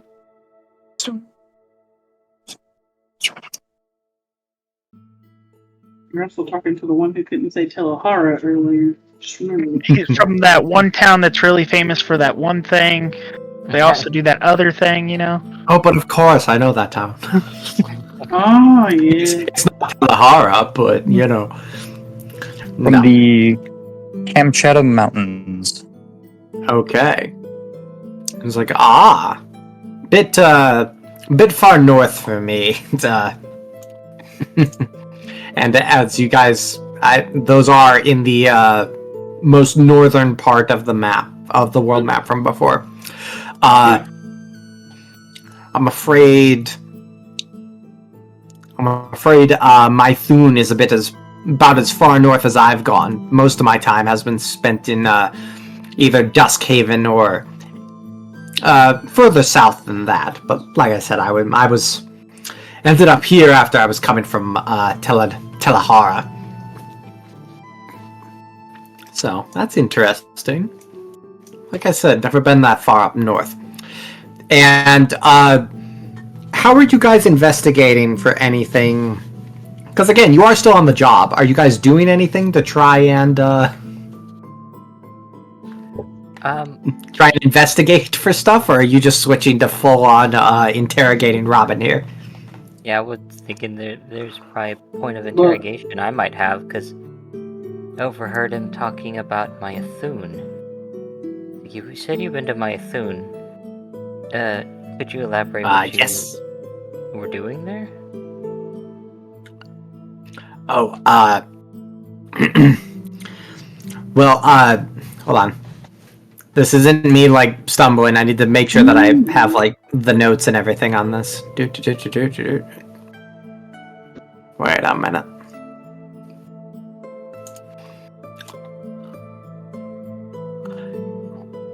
I thought I copied this over. Why is it here? Okay.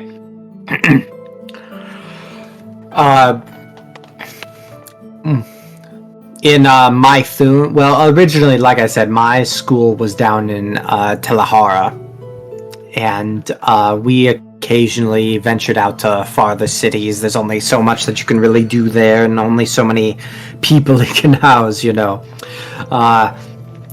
You can't meet and talk with all the great spellcasters of the world by staying in one place. So that's why I went there from my original home and went down to Telehara. But we were up in Mythun because we had heard rumors of these, and he has... One moment. Oh. So, we were up in Mythun. Well, I say up in Mythun, we didn't actually enter the cities or anything. We had heard certain rumors of bizarre arcane happenings going around there, and these very bizarre rock formations of everything. Unfortunately, well, I say unfortunately. Unfortunately, we weren't able to enter the city. Thankfully, it was because we had received a warning about on our travels halfway there, but I like to say that we went up to Mythun because that's as far up the map that we go. That's totally not me stumbling on anything. But basically he's just saying he hasn't quite been up as far north as the place where Mumbo is from. And specifically he explains that when they went up north before, it was to investigate some rumors that they had heard from just of some bizarre changes to the environment that appeared to be like magic in origin. Specifically with like magical gemstones and things like that. And, you know, there's no internet or cell phones or anything here, so it's not like they can just send a cameraman. They had to go in person. But thankfully they did receive a warning of just the kind of the dangers of the city itself, so they kind of had to stick to the outskirts of the area. And then, as he says, it was definitely not the most harrowing thing out there. And he kind of like, again, refers down to where he had the bandage on before. And it's just, but mostly we stuck around Telahara. I was actually on my way back to Duskhaven when I ended up here. And he kind of like has this moment where he kind of looks over and he's like, those damn bastards. Sorry. I actually have another question. Yeah. Shoot, go ahead. He seems to be very, he's still very tired. Like I said, eye bags are still very clearly there, but he seems to be very happy that someone is taking an interest in him and his arcane studies, because he seems to have put a lot of work into it. Or so he says. You haven't seen this man cast a single spell or anything magical other than his talking familiar. It's like, okay, what was I thinking? He said something about... Oh, getting here, that's right. Before... were these weird things happening in this town before you got here? Or did they start after? Hey. No. I haven't... I mean... So sorry? It's like, I think so, sir. It's like... Well, that can't be right. These sorts of things don't just happen like that. We looked around before. And that was on our way in. You know, before I completely exhausted. I've been sleeping in my room in the inn most of the time. Come on. And who was that? That was Okard? And he saw you cast magic before. He knows that you're a spellcaster. He's going to look at you and be like, come on. That's quite the rude comment, I hope you realize. I'm thankful for your assistance as he gestures down to himself, but that's just rude.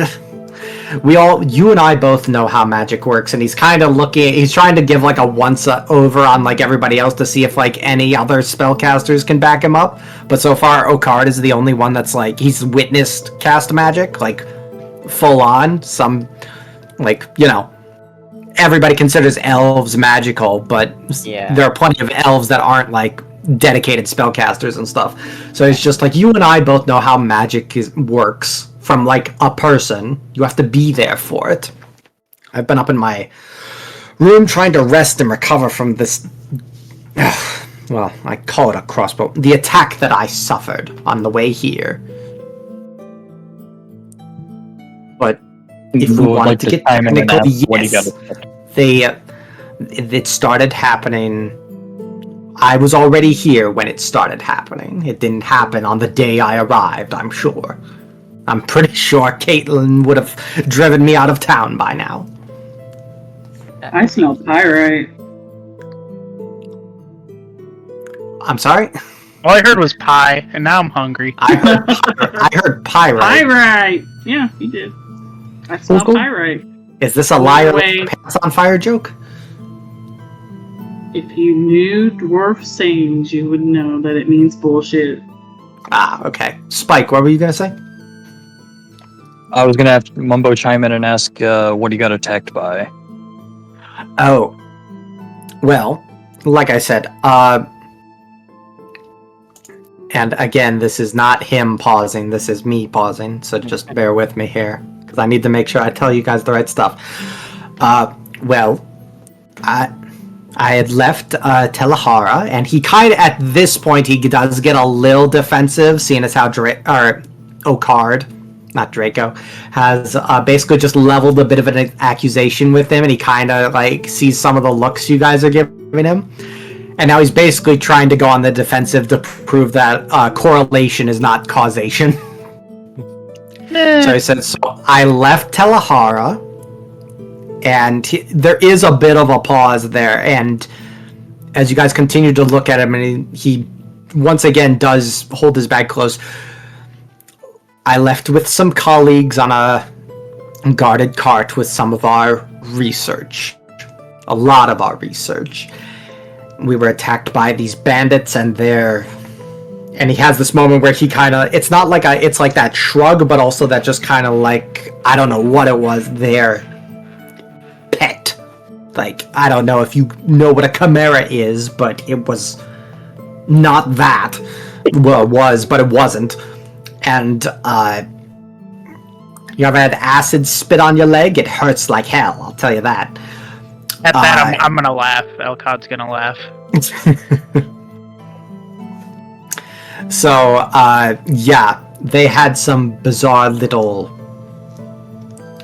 thing. A few of my colleagues got injured. I, like I said, took the crossbow bolt to the gut, and I grabbed what I could and ran.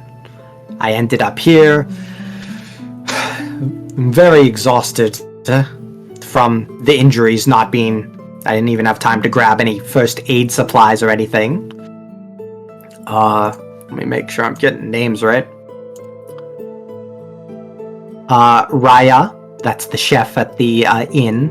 Thank you all so much for asking for her name. And Caitlin and Tom were kind enough to... Caitlin was actually the one that hauled me into the city limits. I collapsed on the trail on the outskirts of town to the southeast-ish.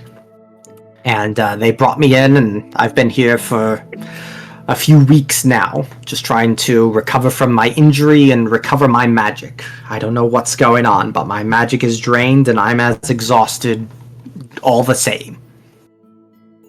So. And, one last thing. What's so special about that bag that you keep clenching? And he, as you say that, he, like, takes a step back and he looks you... It's not like the exhaustion is gone, he's still very flushed. But you have never heard this man sound more serious, and he says, "This is what I could recover from my research. My life's work as well as my teachers.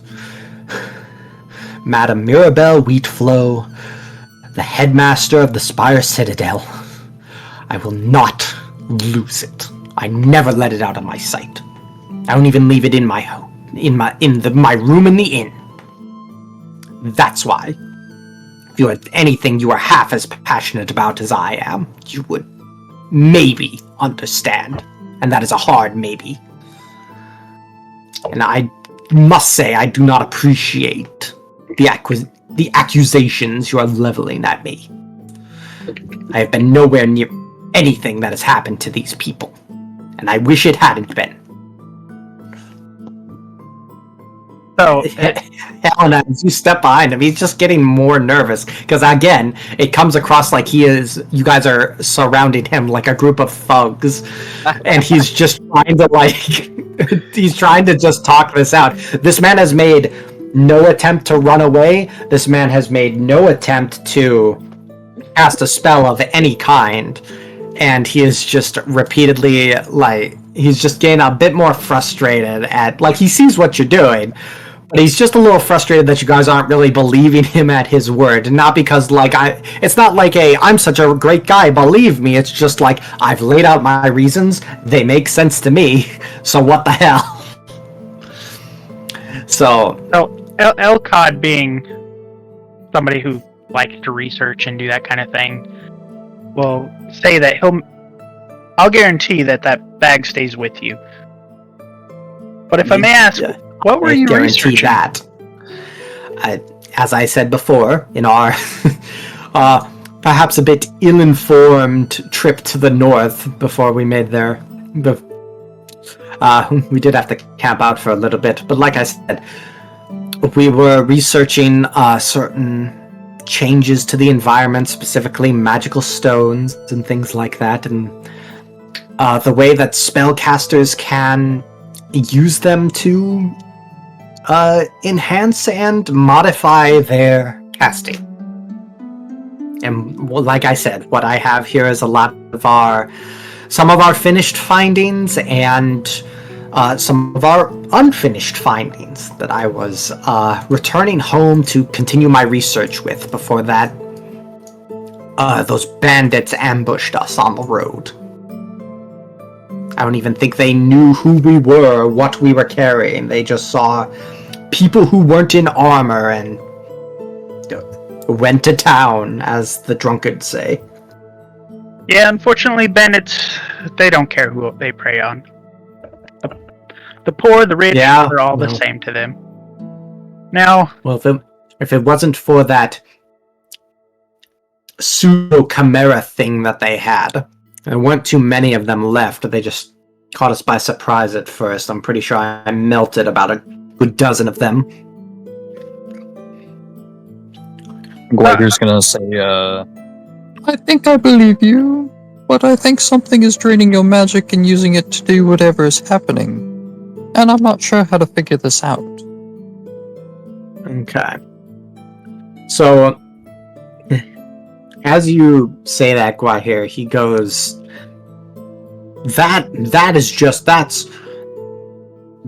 that's, and he brings like a finger to his hand and is like, that's very possible. I've been here for weeks and my magic hasn't been recovering. They've been making I've had 3 square meals a day, and he looks like it's Sir Soren, like he's like trying to talk with him. And he's like, they've made sure that I've been eating well. They've made sure that I've been sleeping from after dinner to almost noon. Oh, that's probably an issue with it itself. Ooh, that's a good theory. I have done no such casting. Do you know what's been done to some of these people? And he's like, he'll list out a bunch of things that you've heard before. And then he kind of elaborates further on one specific thing that's been happening to some of these people that like the townsfolk just didn't know about. Because, you know, he's a spellcaster and they're like peasants. And the last thing that he says for is like, he's like, the furniture has been shrinking and growing, and that's when it's not levitating. People have been teleporting to the outskirts of town, just scattering. Do you know how hard some of that magic is? And he's like legitimately asking some of you. Oh. Certainly. And, hey, Beard, chime in real quick. Do people refer to the magic in this world by, like, levels and stuff like that? Or is that not really a point of reference for how powerful magic can be? Level is just a way of describing difficulty. So, yeah, level would be accurate. That's what I figured. Robin does point to himself and he says, I'm only, and he does the air quotes and everything, like very dramatically, and he goes, only capable of casting 6th level magic. Or, sorry, 5th level magic. Is important to distinguish because scattering people outside of the town like that, teleporting them forcefully, that's the next level up. That is 6th level conjuration. Do you think I haven't had them reporting to me on this sort of stuff? Caitlin was interested in figuring all this out, and before anyone else could. But do you know the other thing that's been happening to some of the people in this town? The children, the fully grown adults? And, like, the last thing that he hasn't listed so far is they've said that, like, some people have lost the ability to speak, and just, like, generally their communication skills and intelligence have just gone down to basically nothing. And he looks to all of you and says, that's how they know it. They've been feeble-minded. That is 8th level enchantment magic. I'm an enchanter. Don't you think I wish I could cast a spell like that? That's insane. That is the type of magic that gets you written into the history books. I wish I was capable of casting magic like that. But not only am I not, I've been nowhere near anywhere when it's happened. I wish I could study it at the very least. So no, I think that, and he'll point to Guai here, I think this one's onto something. It makes sense that I haven't been able to recover because something is very clearly draining me. So, if we're all done accusing innocent spellcasters of things they haven't done, I think the next step here would be to figure out how we're going to figure it out. and take care of whatever this is. It seems, and as again, you guys have been making your rounds through the streets, and you have found nothing new, nothing destroyed, nobody trying to find you guys or Caitlin or anybody. It would seem that the mishaps are done for the evening, or for the day, I suppose. Let's say we all just, and at this point, it is kind of getting closer to dinner time. It's like, well, clearly I need to regain my magic somehow, so how about we get some dinner and just call it a day? Start back up again tomorrow. And he'll indicate, like, he won't start walking off, but he'll, like, indicate, like, should we return to the tavern/inn? How do you guys respond to that? Also, just I know I kind of went down a long rant there. How do you respond to the fact that he, like, he broke it down the way a spellcaster would? The way that he's talking about, like, these higher levels of magic and all this other stuff. Helena, what's going on in your noggin right now? She has no sympathy for him. She Okay. just stays quiet. She stays quiet. Okay, Mumbo? Mumbo's gonna say a meal sounds great right around now. Okay. Gwai here, if you could start typing that all out. Elcod, what about you? Being a magic caster that he doesn't know is a magic caster, I understood everything he said. But I'm going to ask him, have you heard about the thing that's been seen in the market at night? They didn't show me. They said it was some weird little blob thing with, like, 5 eyes or something like that. They said that happened, like, it happened, like, last week. I think they said it just kind of appeared out of nowhere while some of the militiamen were making their patrols. I think there were a few injuries, but they were able to take it down easily enough.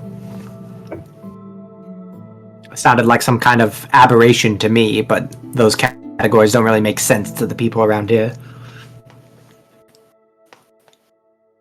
Is there anything you've been studying that could make sense of this? Not that I know of.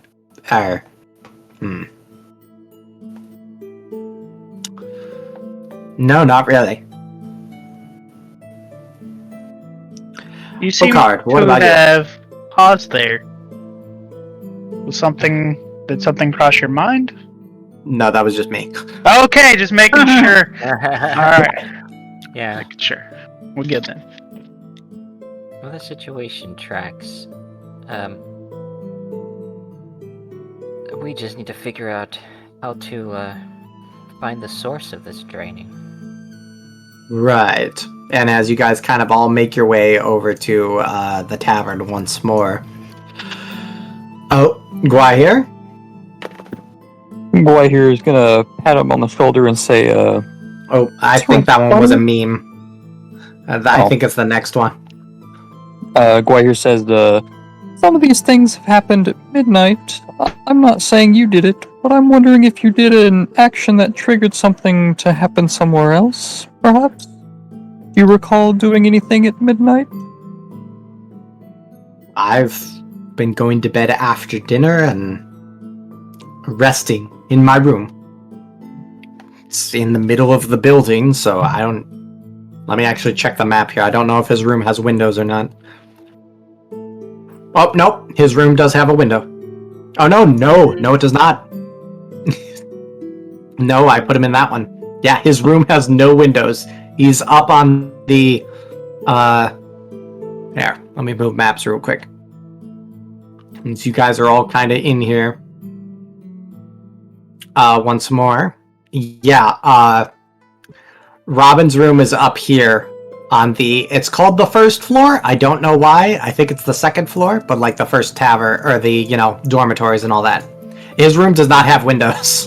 That's the room I put him in. So... Yeah, so as far as he knows, like, nothing can...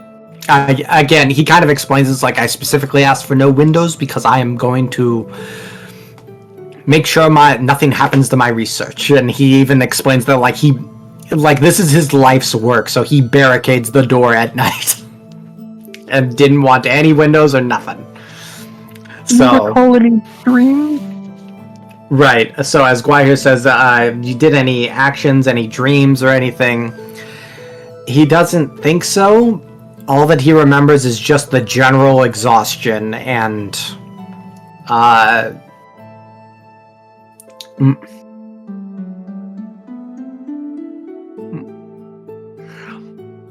so yeah, he just says I don't really recall a lot of dreams beyond our research into the magic stones that I was telling you about. My dreams have been to get my name down into the history books for being able to cast higher level magic and things like that. But beyond that, no. And those are more metaphorical. As far as little dreams, nothing like that. No. I'm sorry, Robin's voice has changed so much over the course of the last few hours. That's just what happens when too much exhaustion stacks up on a guy. And he gets accused of things by total strangers. Anyway. So, and I was just kind of showing you guys his room where he was up there. So as you guys are all kind of lounging about and having your meals and all that, what do you propose that we do then? As Raya has kind of brought out her meal for you guys to all partake in for the evening. I'd like you guys to discuss amongst yourselves. The conclusion you guys seem to have come to at this point is that, well, at first you thought it was just straight up Robin. Now one of you seems to think that something might be affecting him and keeping him from regaining his magic and taking advantage of that. And somebody before said that they wanted to step out when it was nighttime. We're not quite there yet. We're kind of in the early to middle evening. So there's a couple different avenues here. How do you guys want to approach this? Talk amongst yourselves, please. Not just to me. Do we think it could be some type of jewelry or pendant that he's been given that's draining his abilities? But how would it... Like a ring or an amulet? But if it was just jewelry, how would it affect other people? Somebody would have to cast those spells. So somebody would have to have those things on them and take his magic and use them.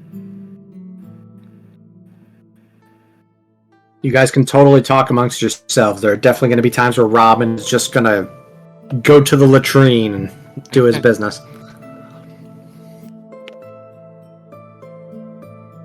Oh.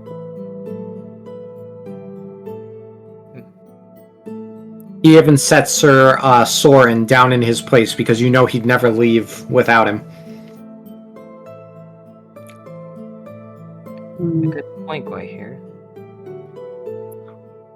So, Guahir says he's a little sus of these magical stones. And he says, Wait. can one of us do some sort of check on the stones? Magical stones. Yep, Robin said he was doing research on changes to the environment and had some stones that enhanced magic, changed things, did the other things, and that's pretty much all he gave us. Well, yeah, is there some sort of check, or would we be able to check the stones at all? Would it be an arcana? Because Please don't toss one on the ground. Don't toss one on the ground, whatever you do. are they always on him though? If they're on his person, it'd be hard to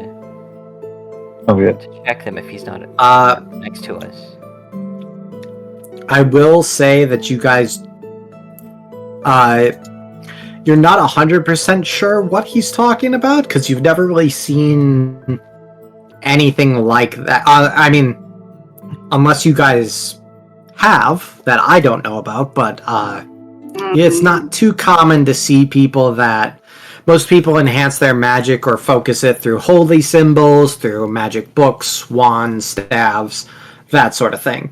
As far as just rocks, haven't really seen too much of that, so whatever he's talking about seems to be a very emerging field. I mean, What's up, Helena? I gotta ask you a question. Okay. I mean, I think the stones could be the stones they're talking about could be like the ones that are from the land of the Fae, like their territory, because they have magical stones everywhere.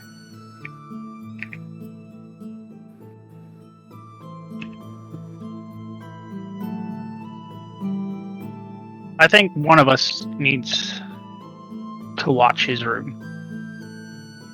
I was also thinking about that as well.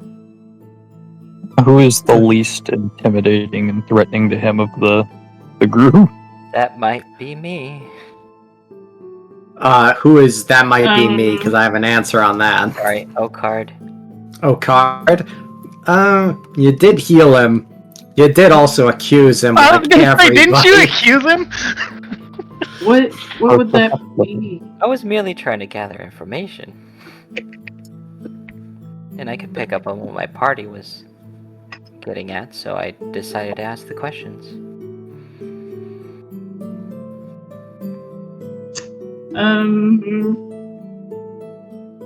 What about the other spellcaster?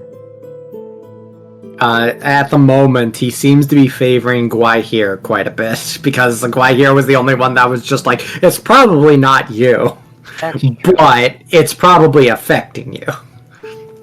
Like, Gwaihir was the only one that didn't say anything that was, like, outright accusatory. I didn't say it was him. I just asked him what he was studying. Yeah, right. Exactly. I know what you said, but Robin is a different story. That's fair. Yeah. I'm gonna look at Gwai here. Looks like you may have a monk mate tonight.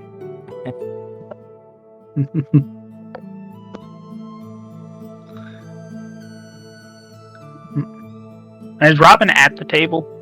Like, Yeah, I know you yeah. said he's going to and from. I want to ask if I can I just see said there were the some points where he just kind of left, and I was basically just saying he left you guys alone to discuss amongst yourselves. Like, not purposely, there were just moments where Yeah. he stepped away for a moment. He was either still within sight, or he left Sir Soren with you guys, and you know that he wouldn't leave without his familiar. Just the way that he's been interacting with him all day, like, you know he wouldn't do that.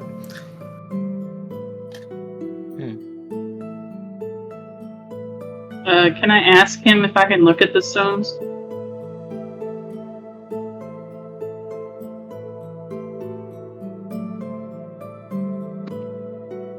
I don't know, Sorry. can you?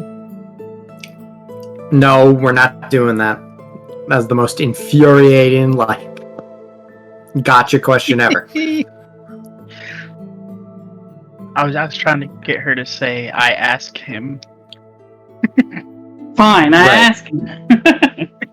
Right. Sorry, there's a whole bunch of things I'm trying to just,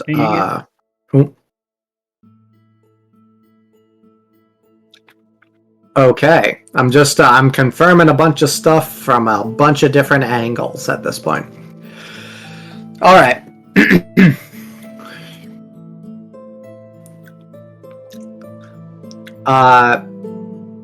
So, as Robin comes back, do you guys kind of lay out the plan for him here that you're thinking, or is it just one thing at a time and we'll kind of get to the rest? Or do you list out all the points all in one go? Because from what I was hearing, it sounded like the plan was stick with him in his room and check this research that he said he had. Oh, could we do a check on the stones? Like, Yeah, that's what I was he wondering. He hasn't said at any point directly that he has stones with him. oh, but would we be able to do a kind of check and see what what is in the bag. They're Not what exactly is in it, but if it has any like magical. like so you want to actually look at what he has, because all you've seen is like his satchel. I want to see what he like, has. can we sense though? Like, can we use something that lets us sense? What... That would either be an Arcana check, or you guys would have to like detect magic on stuff. Well, I already know it's I magical, so I think an Do we Arcana- though? Because we don't know what's in the satchel, so it could just be Right. papers. He Or it could did be just say magical that he rocks. had research with him. What? So Elcod's gonna say, so did you bring any of these magical stones with you? And just like before, where I may or may not have lied about him stumbling his words a little bit, he does kind of catch up a little bit, and again, looks at all of you with a very serious look in his eye, and he's just like, is this another part where you're supposed to accuse me of something? No, we're not accusing you. Here's our thinking, is we think maybe one of these stones could be affecting you, and we really want Guahir, if possible, to bunk with you tonight to watch you and make sure you're okay. Because you not getting your magic back overnight is odd. It's his exhaustion again. That is, you think it's playing a little bit into his like aggressiveness, but again, it's just also like from his perspective, you're accusing him of doing things that he hasn't done. So there's a whole bunch of factors here that are playing into his aggressiveness.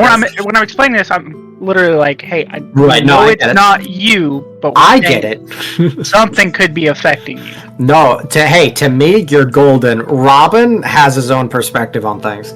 So, but as you kind of gesture over to Guahir, who proposed the theory, like, hey, like the theory that made sense of like, hey, something might be affecting you, dude. We got to take care of this. And as you kind of like lay that all out, he's just like,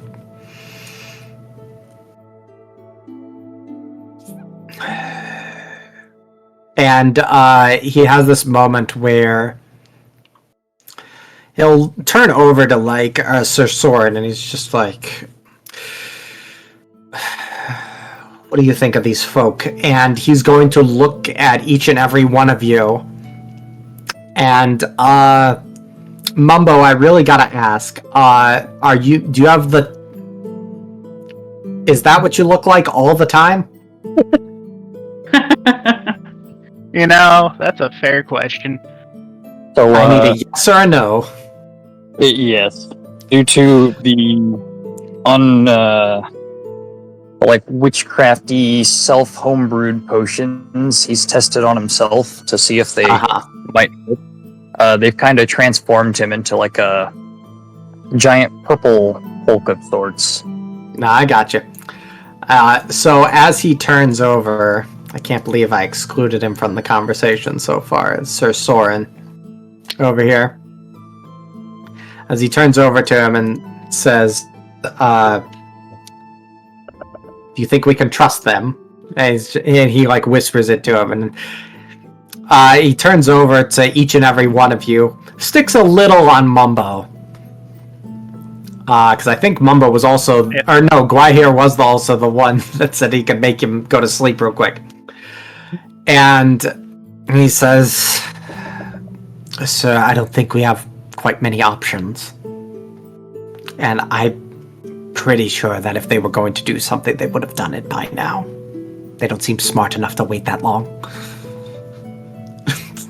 Ouch. Ouch. I take offense to that. You didn't hear him. You didn't hear shit. I mean, to the barbarian, 100% correct. Not smart enough to wait.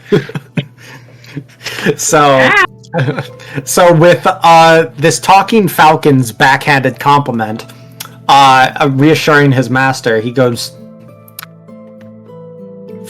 fine, but not down here. And I will take care of one thing before we head on up. So, you might want to grab rooms for the night, if you haven't already. So, if you guys want to look, up at the this room down here is taken. It wasn't that Robin like had a second person, and it wasn't even like that Sir Soren got a bed to himself. It's just he wanted a room with no windows so that he could like protect his research. So that one's taken. How are you guys bunking in the inn for the evening? Well, first I'm gonna go up to the innkeeper and ask how much for a night. I think she said, I mean, we're pretty vacant tonight. I think things will be about 3 silver a night. I'll pay for everybody's room. Okay. All right, That'll- vendor. That'll be a gold apiece and a half. If I'm doing math right. I'll believe you because I don't want to do the math. Yeah. So I'm not gold piece and intelligent. 5 silver. I give them 2 gold pieces. Okay. And so for the 5 of you, he will give you like one of these bigger, like he did. You didn't ask if he was like if you were hauling up together, so he just kind of gave you one of these big rooms with like the 6 beds in it. That's fine. I was gonna take this one. Not even gonna lie. Right. That's luxury. That's 5 gold, baby. Damn. By the way. Anyway, so as you guys kind of make your way up for the night. Oh, what's up? What time is it right now? It's the sun's definitely set at this point. It's starting to kind of get down to the evening bits. You know, Helena, before she goes to sleep, will go to the. She likes to go to the river. Well, hold on, because Robin didn't. It's not like Robin's going to sleep yet. It's just he didn't want to be showing you guys his research down in like the tavern hall where like, people were. You can see from just the crowd of people that are down here in the tavern, guys. It's like you know anybody could stick their hand on the table. Yeah. Anyway, so as you guys kind of just pay for your room for the night and kind of like congregate in the larger room here, he will carefully ask you to step back, and on the one bed that isn't taken by anybody, he will lay out his research and like open up his bag. Some of it is like he said, it's a lot of folded and like tied together papers, with leather clasps and string holding them all together very very nice, very neatly. Helena, as he finishes with that, he pulls out a few more kind of wraps of leather and such from the very bottom of the bag, which seems to have been very padded. And the wraps are too, and as he undoes the strings and such, he will look up to you once more and he says, "You touch these, we're going to have an issue. Look with your eyes." And he will pull out stones that you absolutely recognize. That I do recognize? Oh, yeah. Oh, no. So yeah, these are definitely magical stones, as he says on his research and such. And as he was saying,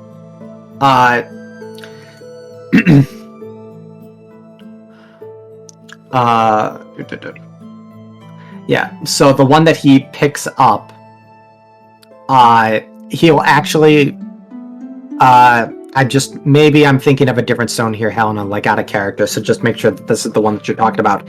He'll actually pick up one of the stones and hold it in his hand, and as he kind of holds it up, almost like temple height to himself, he will let go, and the stone does suspend in the air and slowly start rotating around his head. Is that what you recognize, or am I mistaken? Am I, the DM, mistaken? You're mistaken. Oh. Well, alright then. So, what were you thinking of?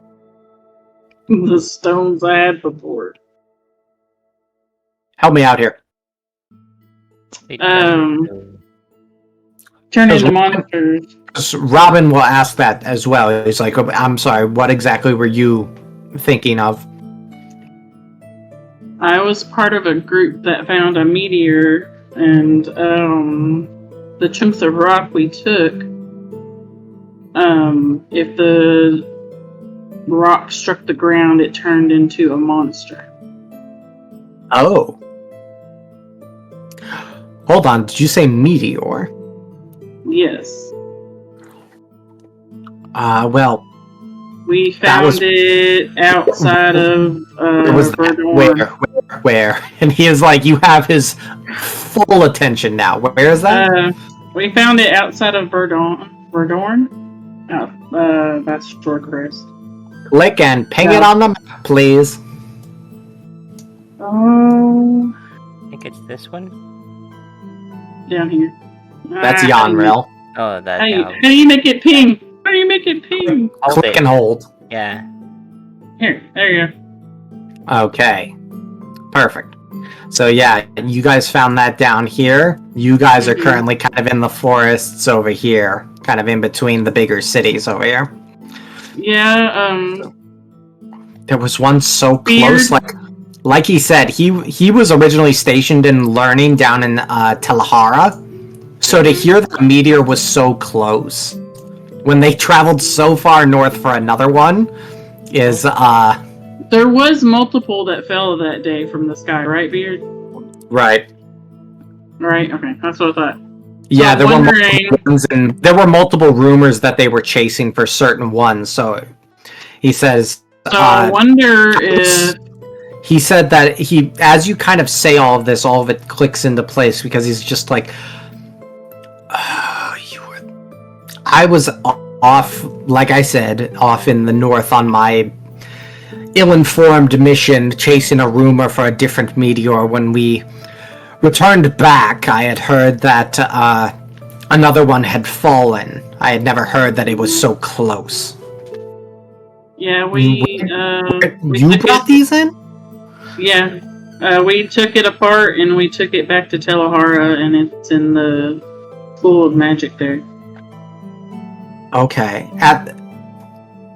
You took it directly to the Spire Citadel, or where? Yeah, in Telahara. Okay. Well, that's where his school is. That's why he's confused, because he's just like, I've never heard of any of the stones conjuring monsters. And as he continues to pull that out, and he'll grab the one stone that's like orbiting his head, and he doesn't even explain what it did because there was so much confusion here. He'll wrap it back up and like put it back in the bag, and then he will take out one final piece, and this one is much bigger. Like the stone that was orbiting his head was like a very smooth stone, like the ones that just have been like sanded down by water over time, and you could find it on a beach. Just clearly this one was magical. As he brings out this last one, it is very clearly like a raw gemstone, jagged edges. It's kind of those like gems where it's a larger stone and then it's caved in and there's gems on the inside. And he says, this one was part of the meteorite that I was given. We only have so much that we can do, and I have a career to advance, so I was taking this one back home to... I can remember names on places.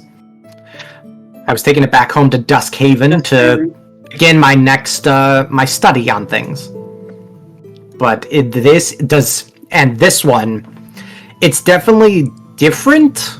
Like like I said, there's a bunch of different stuff that he studies.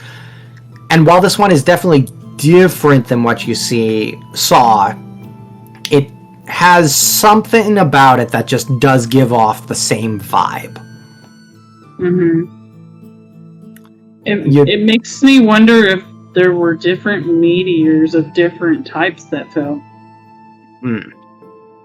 What if the one you found was arcane magic? Did you witness this meteor fall in, or did you just find it after the fact? No, we How were. big was it? We were in Telehara when it fell. They sent us to go get it, God, okay. and it was way too big for us to carry or pick up. So we had to break it into 5 smaller pieces to be able to carry it back to Telehara. Okay. And any Something. pebble that hit the ground, it would turn into a monster. Oh. Well, good thing I've packaged this properly. And he will once again wrap it all up, and I can assure you nothing like that has happened. And based on what I've found with my preliminary findings with this one, it doesn't even activate unless you incite an incantation for a spell proper. So, as long as you're not near it while you do that, you'll be fine. Still, don't drop it on the ground. It scares me. Oh, I have no intention of doing that, so don't you worry. But, well, it is a bit difficult to study it without proper magic, and it's a bit tiresome to step away from it to finally do so, but it's definitely doable. Well, I must apologize. This has definitely been more interesting than I thought so, but unfortunately we're nowhere near closer to figuring out what's going on, so there must be some other factor at play here, and I think we'll just have to think on it for tomorrow. And he's going to pack up all of his stuff and retire to his room for the night. He does still agree with the plan, should you guys still want to do it, of having someone essentially bunk with him, since he does have the spare bed. Did we say Guy here was gonna sleep with him? Yeah, I think that's what you guys were saying before. I said bunk, not sleep with. Yes, we know what you meant. Well, there you go. Doesn't mind doing that.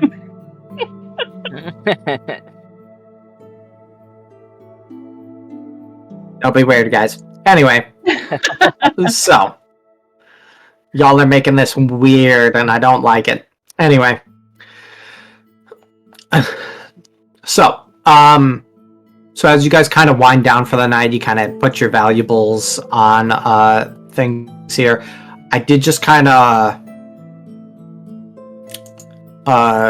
want to just double check real quick, just outside of things. How are people doing on time here? Because I did say before I was hoping to make these about 4.5 hours at the most. So how is everybody doing on time? Elcod's golden. I'm good. I can keep going. Okay. All right, so Okard and Mumbo, you're good? Yeah. Okay. So yeah, I'll try to be bringing it in around that time, but hopefully it won't take too long. This is the hard part about doing it as campaigns. It's not like a one-shot that I can just repeat 7 times and refine it every single time. So, anyway, as the, well, I'd say the sun sets, but the sun set along, as the moon rises, and you guys kind of settle down for the night, is there anything in particular that you guys want to do? Guai here, you're kind of on guard duty, so unfortunately you're kind of spoken for in that regard. Okard, Elcod, Mumbo, Helena, is there anything that you guys want to discuss amongst yourselves or do? And will you be staying in your inn room to do it? Yeah. No. No. Oh, Helena wants to drink. No. No? She has a ritual she does. Okay. What is your ritual, Helena? She walks along the river near water every night and writes in her journal. Okay. She usually spends the first hour, or first shift, as Beard says, doing that, and then she goes to sleep. Right. Okay. So, Mumbo, what about you? Are you sticking around in the inn room, or are you heading out to do anything like Helena? Who said they were going to the market at midnight? I don't know. I don't think we've gotten that far. Oh. Did anyone say they were doing that? I think it was Elcod. God, yeah. Elcod, what are you doing? I'm gonna kind of just go on patrol for at least half the night. Okay, so you're leaving the inn. Yes. And also, Okay. don't like how you said that. All right. Okard, Mumbo, what about you guys? I would just stay in the room. Okay. Okard is Mumble staying. in the room as well. You had a bit of a static there, bud. One more time. Mumbo's gonna stay inside the inn as well. Okay. Cool. He's like, y'all are separating, dang it. First That's rule of interesting. D&D, always separate the party. All right. So, we're just gonna take everybody. I'm sorry, guys. I didn't realize I still had you on the world map there. Yeah. Yeah, you did.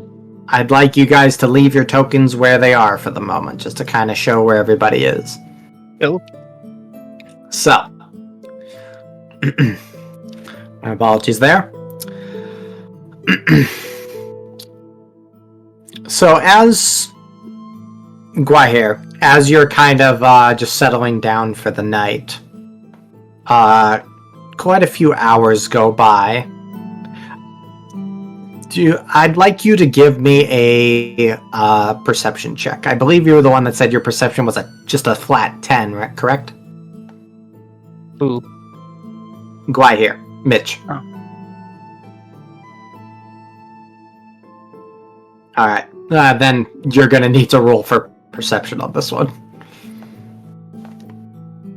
As there's, like I said, no windows in here. It is all lit by candle and lamplight. Oh, not much better with an 11. Yeah. So much better. While you definitely notice, you just, again, you've been kind of just a people watcher all day. So while you're real quick to kind of take off your equipment and kind of just place stuff down, there are a couple of times where your back is turned and you don't particularly notice where Robin places like the bag with the stones in it and everything. But given the fact that he's not freaking out about it, you can assume that it hasn't gone missing. So he does kind of settle in for the night. Sir Soren does take kind of a perch on the nightstand and everything. And the hours do kind of just tick on by. And... Alright. So yeah, unfortunately there's no nighttime version of this map. I apologize. And Helena, Elcod. Mm-hmm. It's definitely weird for you guys to kind of walk these streets. It's like going to a school when there's nobody there. Like, it's almost eerie. There's not really much of an echo or anything, but any sounds that there are do seem that much more noticeable. But you hear the occasional wind, like, kind of wrestling with the hinges of a window. You hear the occasional just forest animal going about. And Helena, you specifically hear quite a few frogs and the splash of fish. And as midnight strikes, why here? Tell me what you did, bud. Did you go to bed? Or are you staying up? What are you doing?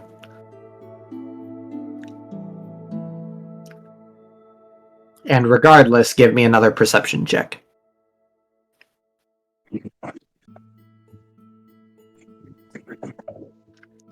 Okay. So yeah, Guai here says he'll be staying up and keeping an eye on the, at Robin's insistence, the barricaded door. With an 8. Do you have dark vision? Like, I don't know. Well, thankfully, it is. You guys are in kind of an enclosed space at the moment, so it is pretty easy. So this isn't actually. It's even easier because this isn't a sight-based thing. This is hearing-based. So the fact that Guai here decided to make sure that they stayed awake, she stayed awake instead of actually going to sleep, makes this a lot easier. Robin, after showing off the research, definitely immediately went to bed. And eventually the only thing that you could really hear in the room was the occasional breathing coming from him. And eventually, you begin to hear him start speaking in his sleep. It's just small mumbles at first. And then with the way that he's described his career as a mage and the way that he has described everything that he thinks about in the spellcasting world and how hard he thinks that mages work for everything and just the amount of practice and dedication that he has put into everything, you eventually pick up something similar to what he described today in some of his long rants about his research.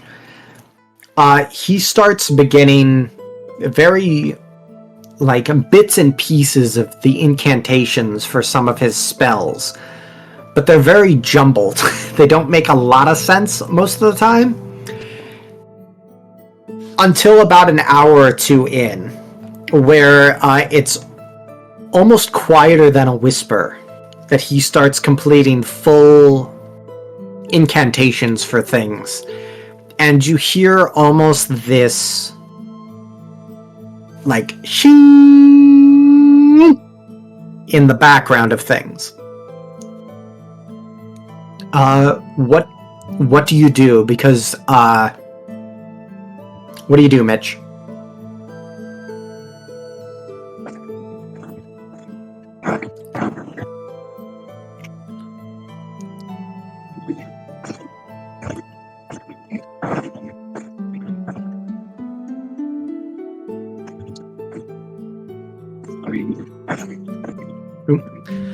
So, he's going to be figuring that out. And she gets up to investigate the room. Okay, so given that we established no dark vision before, I take it that you light a either a torch or a lamp or some such. So as you do that, I need you to give me... this is the final time here, and this time this is what's going to matter. One more perception check here. If you fail, things are going to go bad. Come on, dice gods. Oh no, dice gods! Not great. Okay. So unfortunately, this is not going to stop what's going to happen. Thankfully. It's going to be fun times now. So, as you kind of pull up and look at him, Robin is still asleep at this time, as is Sir Soren. And you didn't... I take it... Well, yeah, you didn't say you did it, so... as he continues to sleep talk and recite his incantations, the ones that he has practiced throughout his entire life, you do...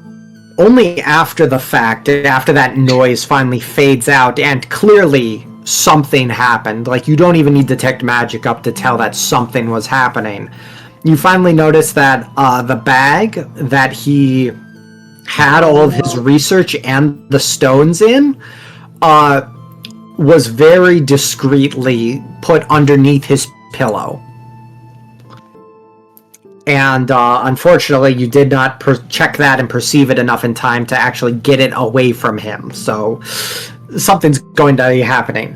What do you do now, Mitch? Do you alert the others? Do you wake up Robin? Do you not wake up Robin? Do you kill him in his sleep? What do you do? I'm just trying to give you guys the options. Everything's available to you. Because currently, Gwai here is the only one that knows anything is happening. Currently. Would we be able to... Would there be anything we could do to see if we heard any of the ruckus or anything? At the moment, it's just it was very quiet sleep talking for everything. So Gwai here is the only one that can kind of do anything here. Are you typing out exactly how you kill him, Gwai here? Like, what do we... Yeah. What do we got? Yeah. Oh, Gwai here. I was sus from the beginning. So Gwai here knows something is up, but I just don't know enough to figure it out, so I'm going to want to yell out and wake everyone up as I rush to put on my armor. Okay. So he's leaving Robin alone. Again, I was joking about it, but okay. So, No, he's not. He's yelling. he's going to yell out. So yeah, no, okay, that would definitely wake Robin up. So, as you do that, as you call out for the others, Spike, if you could give me Gwai here's yell and call to his newly found comrades, please. Alright. Guys, there's something happening in here. All right.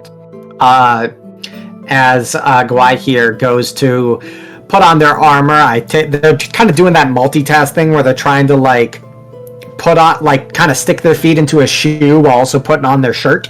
And the shoe in this instant is that he's kicking the dresser out of the way so that the door can open.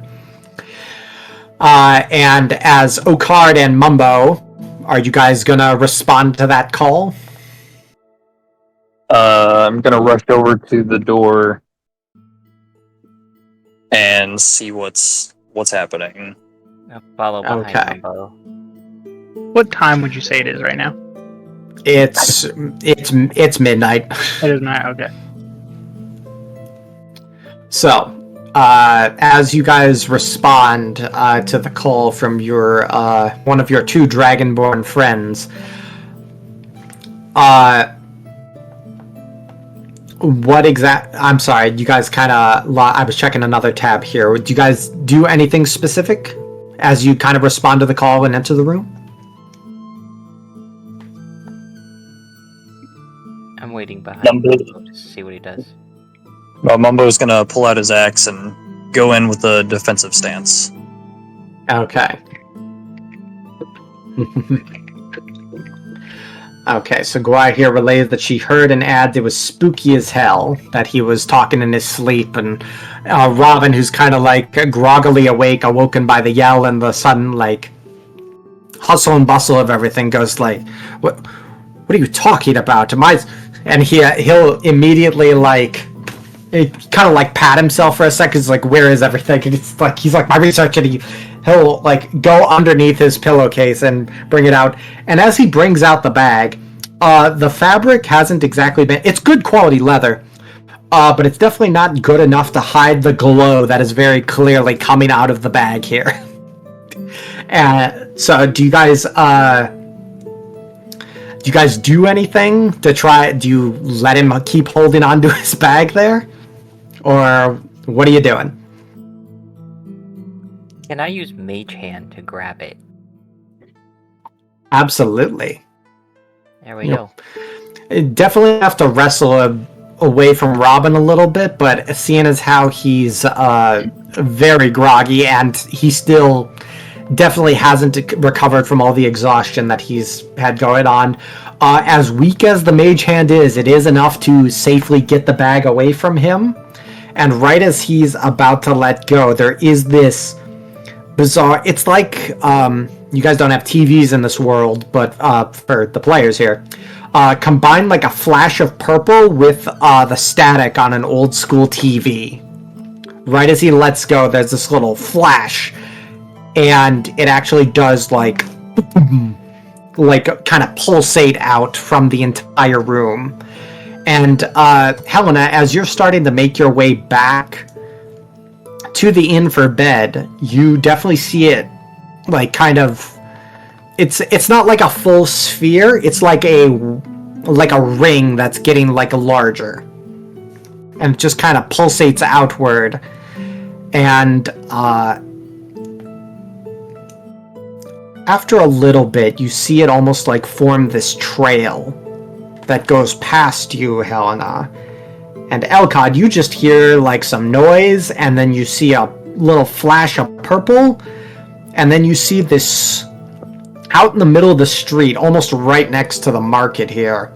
You see this little like swirl of purple light start to kind of spin in on itself.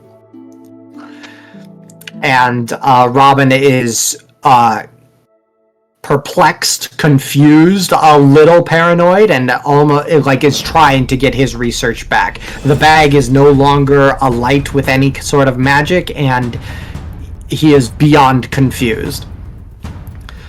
So, I take it you guys explained to him that he was, like, sleep talking?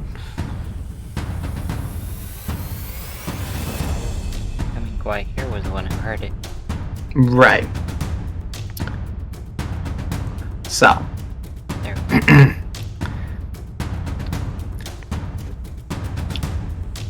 So, yeah. So, you rely everything that you heard. He's like, that's preposterous. I don't sleep talk. If I could... I mean, I know I'm good, but do you honestly think I could cast spells in my sleep? That's preposterous. I don't... The shard. I haven't... Shit. And he's like, he finally does, like, kind of accept reality a little bit, and he's just like, what where did that light go? What did you say happened? And we have to... And he just, in pure exhaustion, just plops down on the ground, and he is out. He is, like, he was finally willing to, like, accept what you guys have been saying and help, and he's just... It's taken way too much out of him. Whatever is happening, he probably did not know. So, Helena, that purple swirl that's happening in the middle of the street is growing larger. What are you going to do? Because no one in the inn at the moment knows that that's happening. Can I see Elcod down in the market?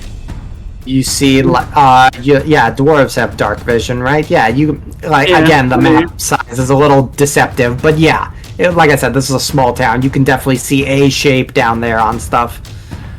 Oh, yeah, him, you seeing this?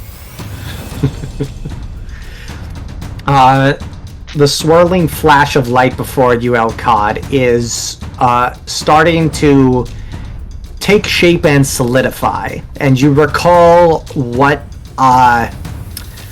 some of the townsfolk and even some of the militiamen described as some sort of creature appearing in the middle of the night. Supposedly out of nowhere. So,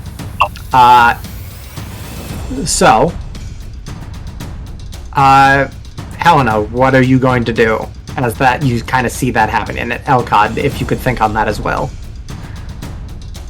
I mean, she's gonna stay where she's at. She's not gonna go anywhere near it. She doesn't know what it is. Alright. Elcod, anything from you? Can I cast Dispel Magic? You can certainly try. That's what it means, so just let me know if I need to roll. No, I got it.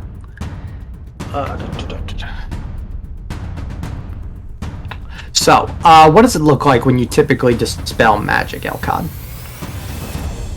I hold up my hand to it and just clench so it dissipates. Okay.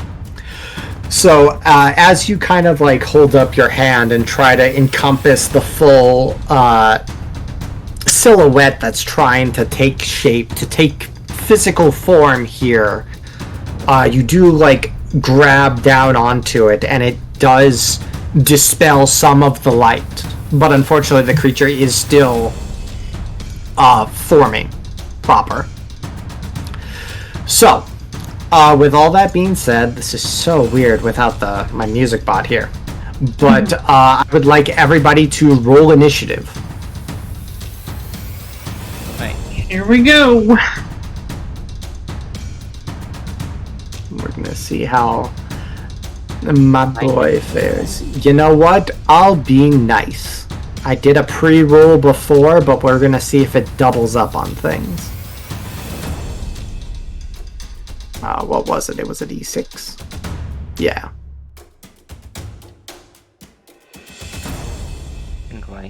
Ooh, not quite. I don't know why my rolls aren't going through the. Yeah, my initiative rolls aren't going through. Yeah. That's fine, as long as you guys tell me. Yeah, I got a 17. I think Okay. I got the highest one of us all. Oh, that's I cool. see yours. Draco, I see yours. Oh, I can see it through the D&D Beyond chat, but not through the Roll20 chat. yeah, it's in D&D Beyond. I see yours in Yep. Roll20. Oh, Why here got a 5. Oh, card. Oh, who am I missing? Helena. I got a little bitty 9. Why does it... Hold on. Going up to zeros.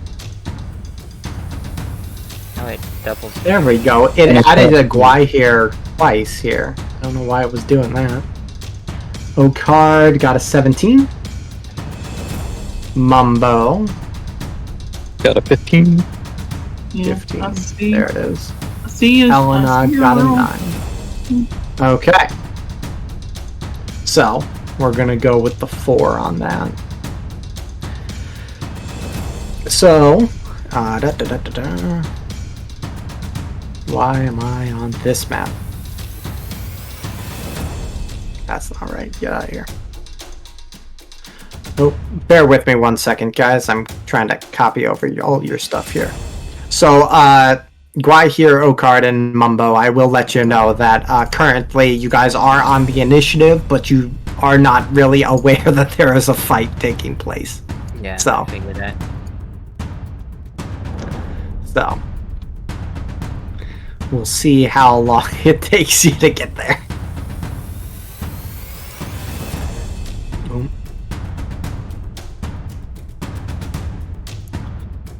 Alright.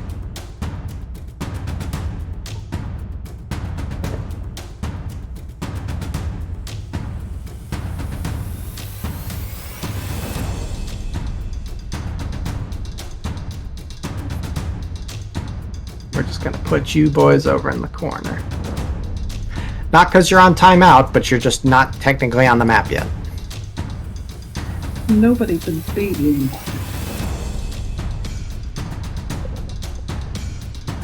Yep. Alright, so. Now I need to roll for this guy. I'm gonna put him on the GM layer. Alright.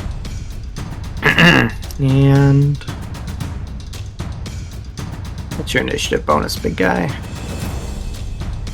Big guy. Oh. Ooh, not great. Not great, buddy. What are you doing to me? No, that is great. Oh, hey, good job, buddy. Boo. Okay.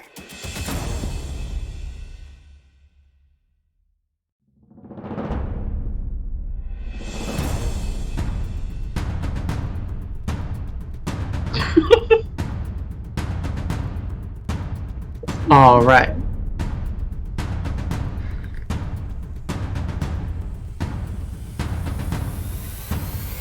So,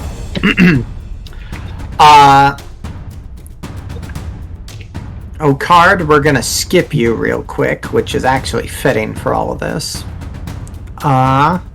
So, at the moment, Helena and Elkad, you guys are the only ones on. You guys split the party fully and didn't alert the rest of them, so this is how things are going to be. Fun! Yep. No, it's fine. You'll be fine. And, Elkad, I'm not going to tell you the specifics, but I will let you know that your Dispel magic did beneficial things for you guys. I won't tell you what, but it did. Yay! So, Good job. just not as much to stop it from happening. So, as Okard has no idea that something life-threatening is happening, Mumbo, you would be next on the initiative. We'll skip your turn in a moment because you also don't know what's going on. Elkad, Helena. In front of you guys, the lights that were swirling around coalesce as Elkad tried to dispel all of it and keep whatever is happening from happening. He was only partially successful. And depending on how traveled you guys are and what sorts of creatures you have seen, you may or may not recognize this creature. Bulking, standing more than 15 feet tall, easily, on all fours, with legs the size of tree trunks, and two large tusks jutting out from itself. A literal mammoth conjures itself onto the battlefield, and as it locks eyes with you, Elkad, you can immediately tell that this creature is either hostile, deranged, rabid, or some combination of those things. And as it finishes, coming into being on the field, on the map here, the field, I'm talking like Yu-Gi-Oh! It is going to... Oh, my apologies. I got stuff in the way here. I need to get a second monitor as soon as I can. Oh no.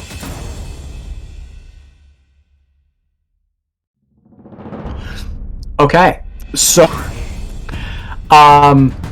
the mammoth is going to going to use his trampling charge. And go 5, 10, 15, 20 feet here, Elkad. And he's gonna try to gore you. Wait. It automatically... Oh, no. That's a 21. I was gonna say ignore the automatic advantage, just look at the first roll, but...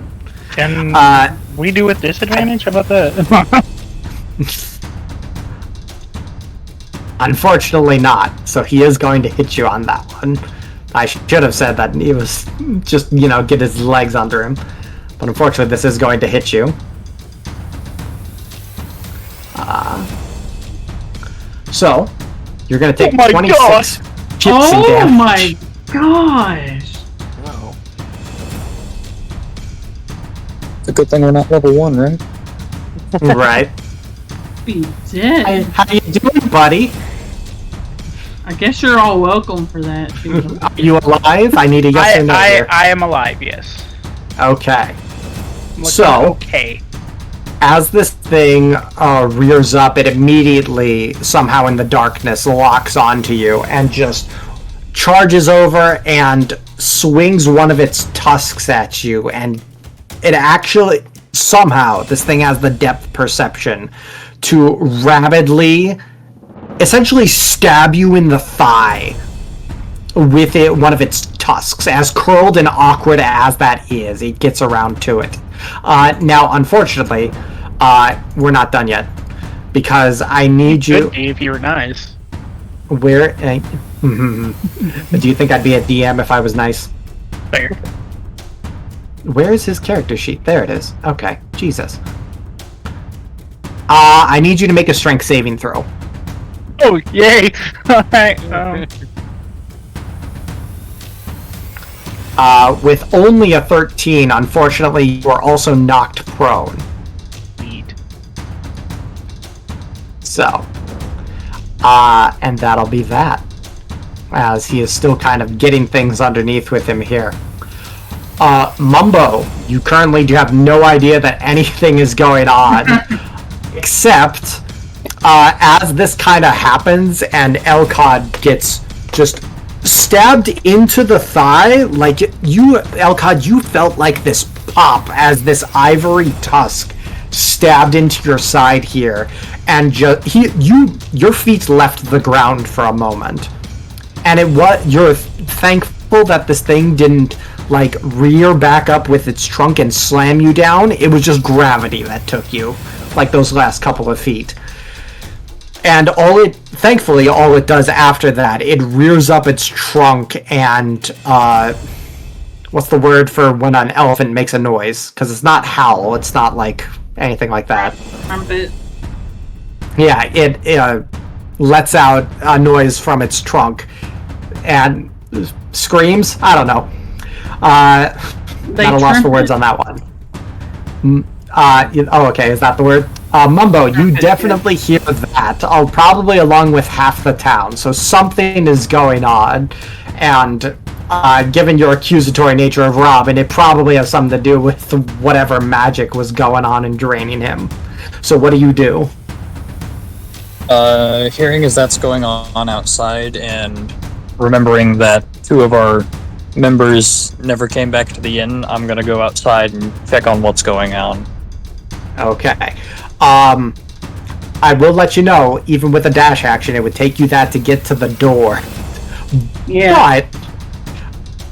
But if I wanted to shift into player mode a little bit, I will also let you know there are plenty of windows on the 2nd floor of this tavern inn.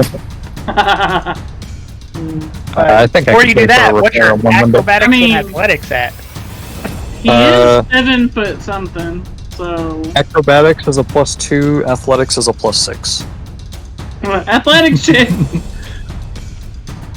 No, Just saying. Sorry. So, how are you heading towards the fight here, Mumbo? I have 40 feet of movement. Oh, okay. So you're a bit speedier. Okay, so yeah, you won't get... I was assuming you had the base 30. I forgot the barbarian boost. So you will definitely be able to get much closer with that extra speed, on the assumption that you're dashing. I'm gonna go ahead and dash. Okay. So which method are you using here? How high up is the 2nd story? It's only like 10 feet. I'll go ahead. 10, 15 feet with how high the windows are, so yeah. I'll take a chance and jump through one of the windows. Yeah. Roll me either a athletics or acrobatics check, your choice. A 17 plus 6. 23. Wow. Oh, is it not showing up here? Is there for whatever reason? It's in the D&D chat. I mean, again, I believe you. It's weird that that's not popping up for us. But anyway, yeah, no, with a 23, with a 23, that's pretty high. So, like, Mumbo just kind of, as soon as something goes down, Mumbo has kind of been this weird little intimidating enigma that you guys have been putting up with all day. And as soon as you hear a monster, like some sort of creature, like as soon as he hears that a fight is on, he's locked in and he is tearing out the window. Helena, you immediately see Mumbo just fly right by you. And for the 23 there, I will say that is where you are on the map at the moment here. Wow. Like, you charge down. Getting to there would have taken you, like, another turn, because someone didn't alert the rest of the team. Sorry. I'm not gonna say Helena's name, because that would be rude, but... Well, see, if No, I got I'm to go just beforehand, I was gonna see if there was any small animals nearby and send animal messenger, but yeah. No, I gotcha. So yeah, Mumbo, what else you got for us? You do still have a bonus action. And, yeah. I'm gonna go ahead and rage for my bonus action. Okay. Elcod, you are prone on the ground with a massive mammoth just all up in your business. Now, You were originally from, like, frozen areas, right? forest. Oh, forest, okay. So, yeah. You've kind of heard tell of something similar to this. It didn't have as much hair.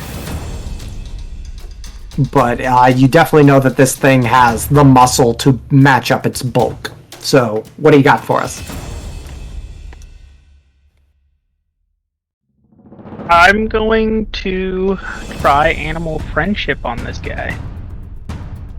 Is it a magic animal, or is it just like a real animal that was summoned? You don't know. Touche. So I will.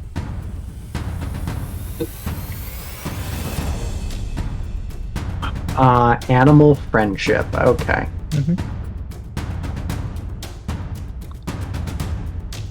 Yep. This wonderful, wonderful job between D&D Beyond and Roll20 here.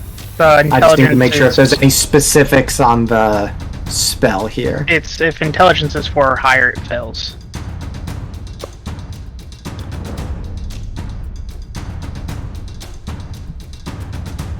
Okay.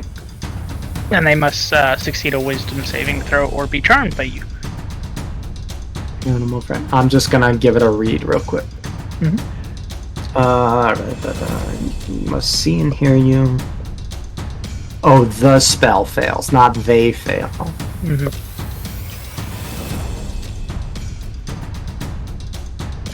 Okay, so I'm gonna let you know, because I read through the description here, because I thought you said before if its intelligence was 4 or higher, this, like, it fails the saving throw. So I was very confused because I'm like, that doesn't sound right. Oh no, that's the spell. So what is your spell save DC? I'm seeing it's a... It says DC 15. 15. Oh, DC 15. All right. Wisdom save. Let's check the mammoth's wisdom. Oh, not in the negatives. Oh. Still a 3. Yeah. It's just a flat roll. So, Ouch. as this thing trumpet howls, again, I'm still doubtful that that's the word for it, but whatever. Lacking a better word, as it lets out a bellow and raises up its trunk to hit you again, it does in fact halt its movements and appears to be charmed by you.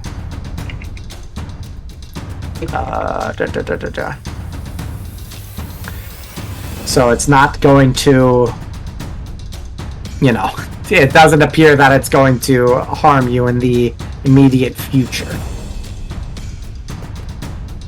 Alright. With that, I'm gonna get up from the prone position. Okay. Yep, I will rotate your token here. Oh, okay.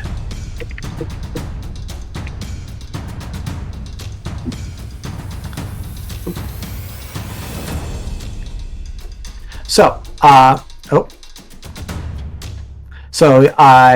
it's half your movement to get up from prone. This thing, well, it can attack you. Or actually, no, it can't attack you because you've charmed it. So you don't have to worry about opportunity attacks.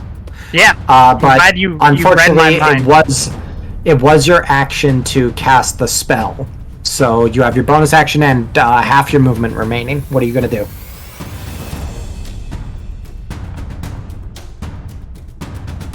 I'm going to move away from it at least 15 feet, which would probably be right there. That's all I can do, and I'm going to let them know. I'm going to yell that's that only I've charmed 10. it. Is it? Well, yeah. Yeah, because you went 1 and then you can go diagonal. I'm counting that, so there you Okay. go. Cool. So you're trying to circle around. It's just easy. Like, stay. All right. I'm anything gonna yell at Helena and Mumbo that hey, I have it charmed, so it's not going to attack me while I have it charmed as soon as you attack. Unfortunately, in the midst of combat and all this kind of happening simultaneously, you gotta keep it real short and sweet. So what do you say? Just don't attack, or like it's charmed, or what do you go with? Don't attack, it's charmed. Okay. Anything else from you? That would be it on this turn. Okay. Helena, what do you got for us? You just saw this giant elephant thing harm your, well, teammate is a strong word, but it just gored a guy in front of you and then stopped.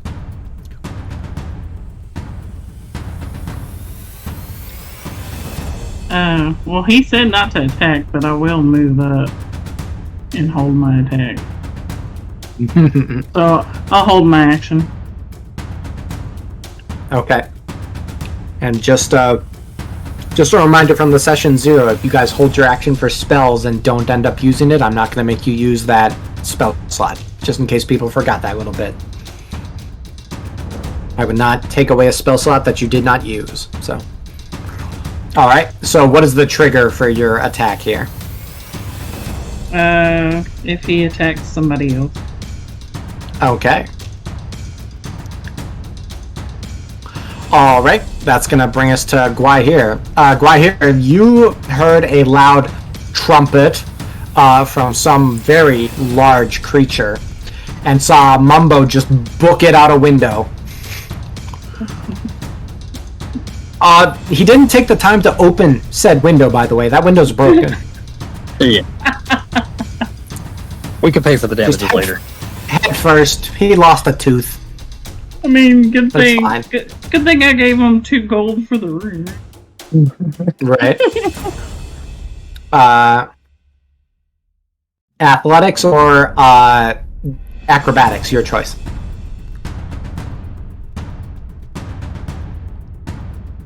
With a 22. Yeah, that's definitely going to put you in... that is going to take up your action to essentially dash, but thankfully you don't have to put in the... Actually, you'll get a few feet ahead because you didn't have to put in the extra effort to bust open the window. So, and with a 20... With something above a 20 on that, you do definitely superhero land and just take off over here. So that unfortunately will take your action to dash and your movement, but you do still have your bonus action. And again, with the above 20 on those checks to get out and about, otherwise it would have taken you guys like another action to actually get to the battlefield here, because the tavern's a ways away.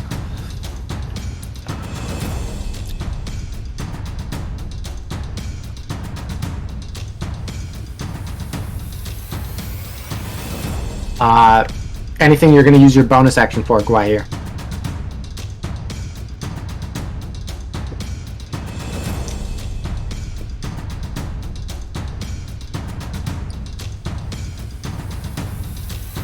All right.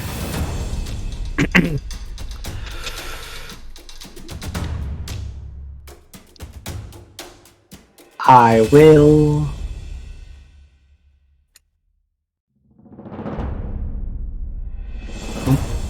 Yeah, if you're gonna cast a spell or something, you can also just click on that too. It's pretty obvious on which one it's going to be. Okay, Guahir is going to cast Shield of Faith on Elcod. Shield of Faith. Concentration up to 10 minutes, 60 feet. Granting it. Okay, Elcod, your AC is going to increase by 2 for as long as Guai remains concentrated on it. Anything else from you, Guai? I believe that's everything. Alright. Okard. Yeah. All of your friends, are jumping out of a window to apparently go towards the scary noise you heard in the middle of the night. A bunch of weirdos. Yeah, but... Also, they've just left the unconscious spellcaster that passed out in the middle of his room with all of his research and whatnot. So. I had no idea what was going on. Thank you. Well, hearing the trumpet, I want to run out behind the teammates, and... You also take the window? Yeah, I'll take the window. Roll athletics or acrobatics. Ah! Wow. What is with... How do you all get above 20? Hey, they're getting that right now, so they're wasting. You show up right next to Guai because you also didn't need to bother bashing out a window. Right? We don't talk about the You window. do hear Sir Soren, the familiar that you guys woke up as you guys all charge out the window. I say. And he seems to just kind of be protectively hovering over Robin, who you left passed out in the inn room. Well, at least he's got his That is going to take your action and your movement, unfortunately. Do you have anything for a bonus action for this? I think I wanna... Wait, I can do... I'll do Healing Word on... Wait, can I do that one? 60 feet. Can I reach him? There is a measuring tool on the right, so you can just click and drag. Yes, he is 55 feet away from you. Okay, I will use Healing Word on Elcod. Do you have a healing word? Yes. What is your word that you say? Oh. Just casting a healing word. No, I get it. It's just gonna be like, you okay? Yeah. Anyway. So yeah, Elcod, you heal for a grand total of 5 hit points. Yeah, sorry. I'm not dissing you. I'm just saying the mammoth did 26 before. Exactly, So That's better than 0, okay? the good thing, Elcod, is that your left leg is now back in its socket properly. So there's that. There's still a hole in the side Thank you for that that. goes like down to the bone, but you're technically doing better. Thank you Anything for that else? mental image on that. Hey, that's what it is. Anything else from Yokard? Oh, wait, what else can I do? That was everything, I believe, unless there are some things... Well, no, yeah, you took your action, you took your movement with your dash in to get onto the battlefield, and that was your bonus action, so... Yeah. Yeah. So, that's gonna bring us to the Mammoth, who is currently he kept track of you, Elcod, as you, kind of were shuffling around him here.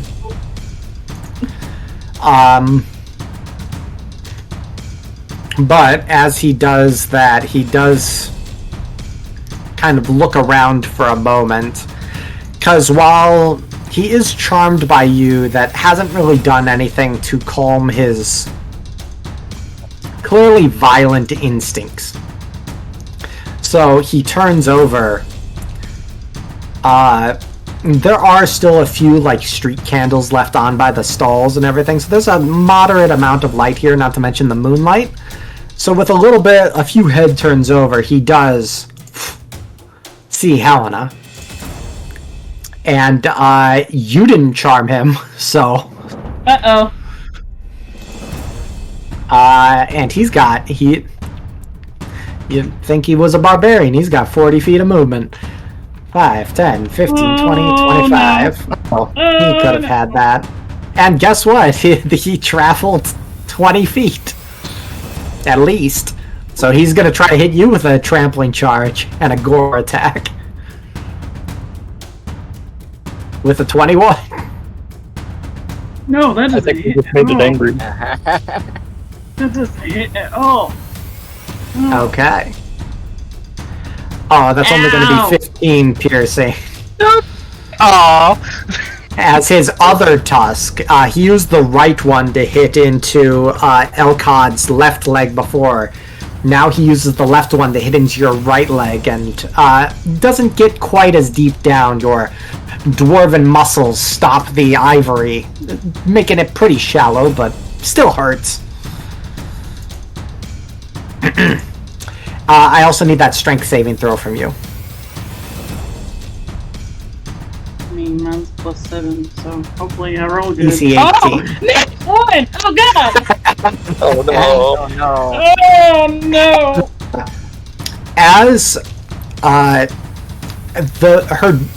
tough dwarven muscles do stop the ivory from it's pretty shallow, but there's still enough purchase for her to get lifted off her feet.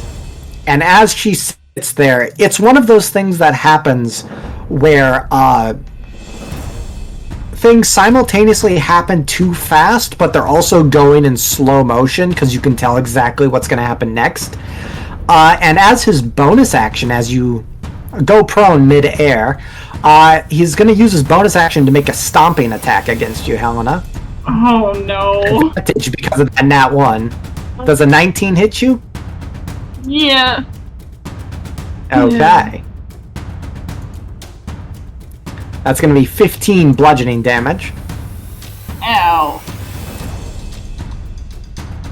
You still alive? Yeah, I'm good. I'm a barbarian. Of course I'm still alive. You So, just aren't. Just remember, you're not currently raging, I don't believe. No, because he told me it was charmed. I will, I'm sorry, I do need to But- back up here. You did have a ready to action to attack it if it got close. So you Yeah. can take that attack. We can do that here. Can I do that Fair. before I get knocked? Yeah, no, that's fine. That was on my fault for not taking care of that first as it approached you. Because you said if it like approached and attacked someone. So go ahead and roll. What is wrong with my dice? A 10, unfortunately, will not hit. So Hold on, It's, I get 2 attacks. Thank you very much. yeah, sure, that's fine. Ah! Take that. There we go. Still does not hit. No. I'm just kidding. That would really suck. Little did you know, Robin's unpredictable, weird magic combo he unintentionally Freaking- discovered gave this mammoth plate mail. So Yeah. you're screwed. No, a 22 absolutely hits, dealing 15 slashing damage.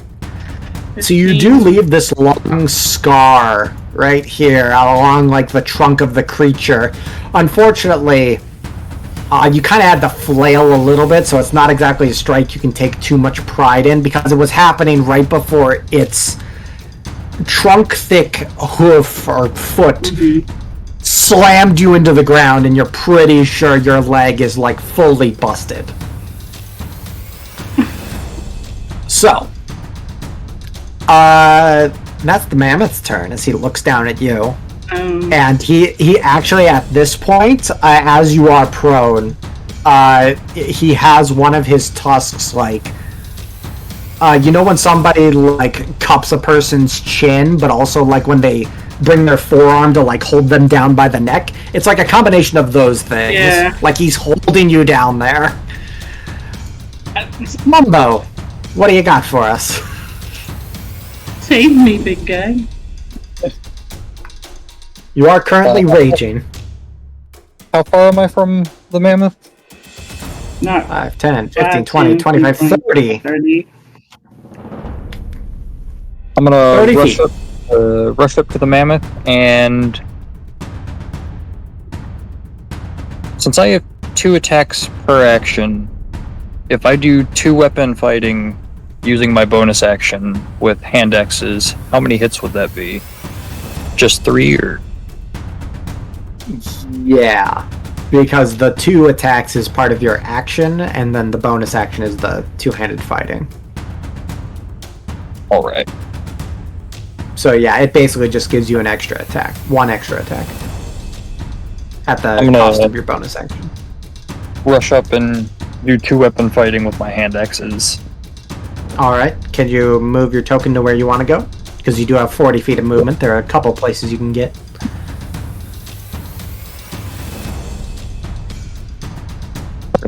You can, you can get all the way up to here-ish if you like. That's fine as well. Right there. Yep. Alright, so yeah, you guys see Mumbo with axes in hand kind of pole vault over this fence that's over here. And just runs up to the mammoth. Like, even just leaning against it, this huge creature just threatens to break it. It's a fence to direct the flow of traffic. It's not meant to hold like an elephant-sized creature. Roll your attacks here, Mumbo. Would this be easier if I rolled d20s through the roll20 and then just added the modifiers? Just look at your character sheet for the weapon that you're trying to do and click on that.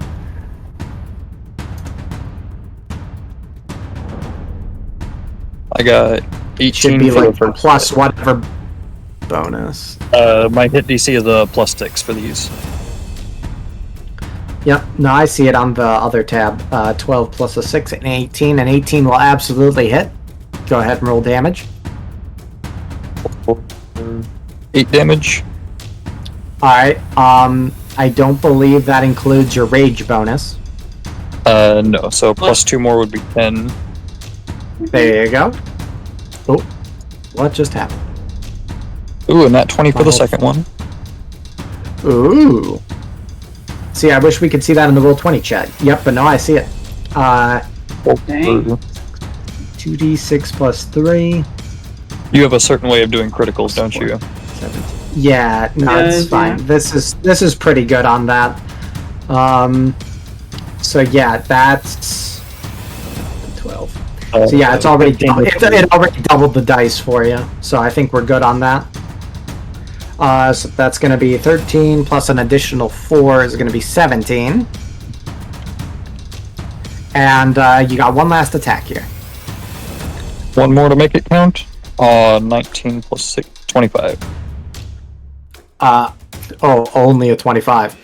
Only a 25. Yeah, 25 is definitely going to hit. Roll your damage. 6 without the rage. So 8. Oh yeah, so 8. I was gonna say, what do you mean without? Yeah. So, before I describe how your attacks all look here, what does it look like when Mumbo rages? He's gonna do like the kind of like a raged yell. Kind of like you've seen Dragon Ball Z, right? Or any of the Dragon Balls? Never heard of it. Not in my life. Dang. No, We're gonna do the I Super Saiyan. I know what you're going for. All right, we're going for that. So as this totally heroic gentleman here screams out, and his muscles bulge even larger and tighter than they were before. His body seems to almost upgrade with like this heightened form of adrenaline almost, and he charges forward. The mammoth is still facing Helena, so as he charges forward, axes slashing to the sides and literally on the sides of this huge creature. You tear into muscle, you tear into tissue, and this creature is below half health and bloodied. Those were some massive hits. You took away more than half its health with some of that. Or, well, the numbers are a little off because of other factors that happen, but essentially he's below half health. Anything else from you, Mumbo? I believe that was everything. That was your movement, action, and bonus action. Okay. Elcod. The creature is no longer charmed because it was attacked by one of your teammates. Mm-hmm. You no longer have to hold that spell. So what are you going to do? Yup.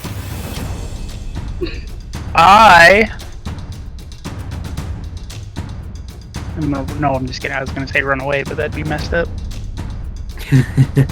That's up to you. Just, if you run away completely, you might not join the party. Really considering doing an attack spell? Do it.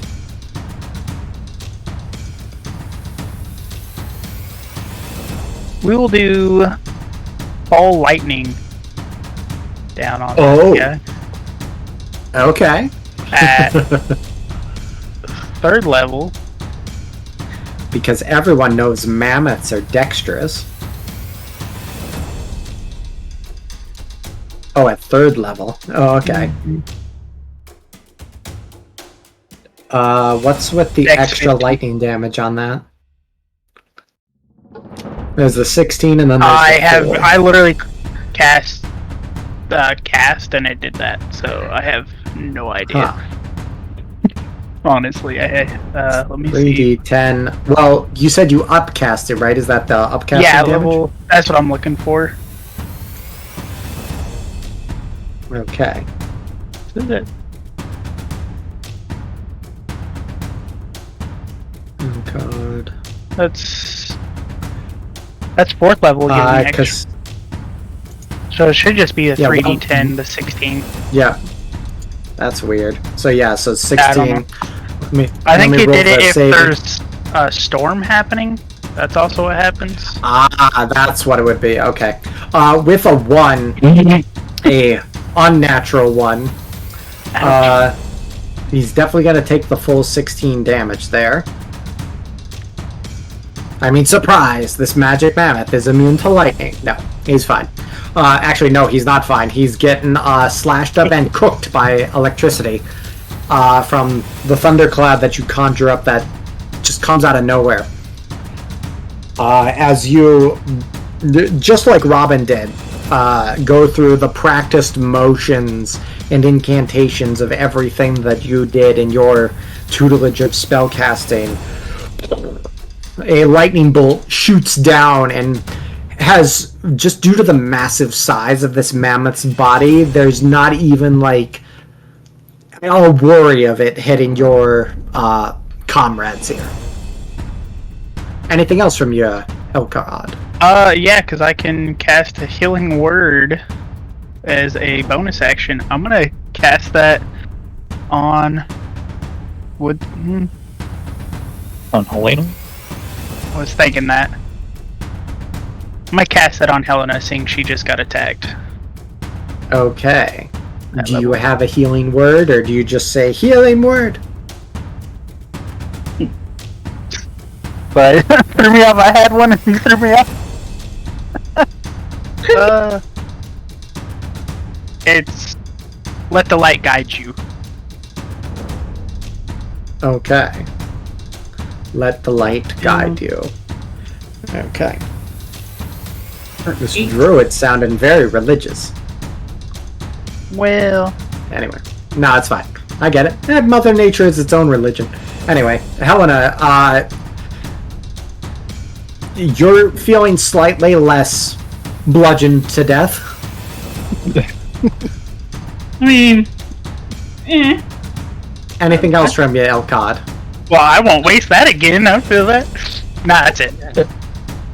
You do still have your movement if you want to reposition. I mean, I have. Thank you for reminding me. Yeah, I'm gonna.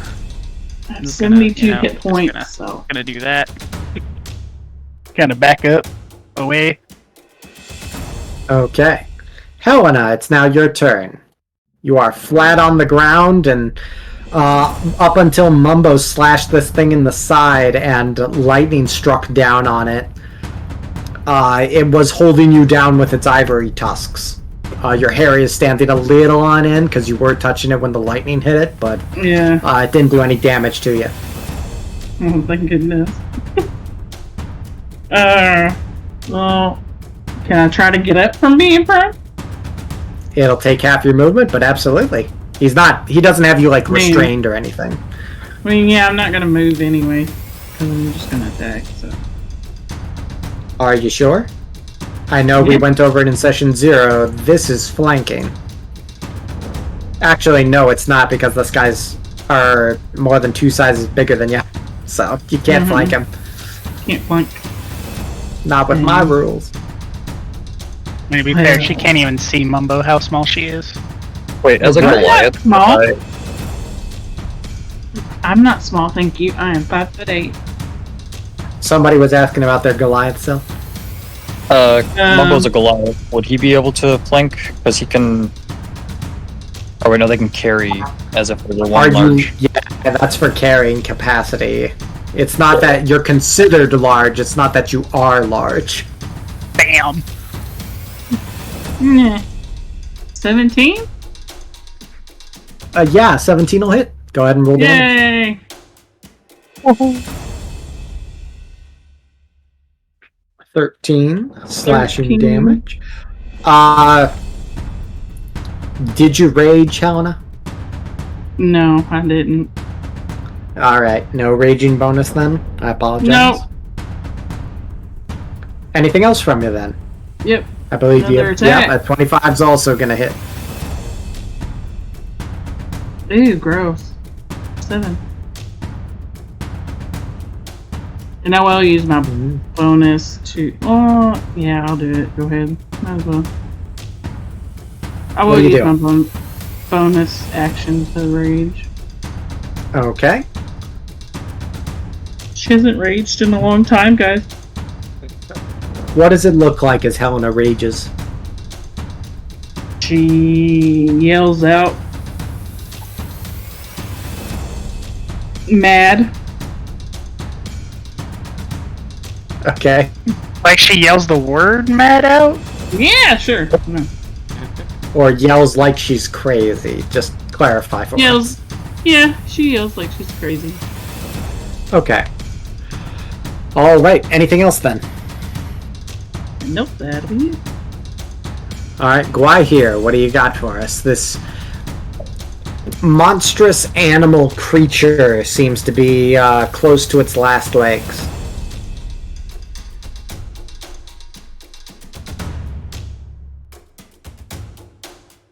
Alright.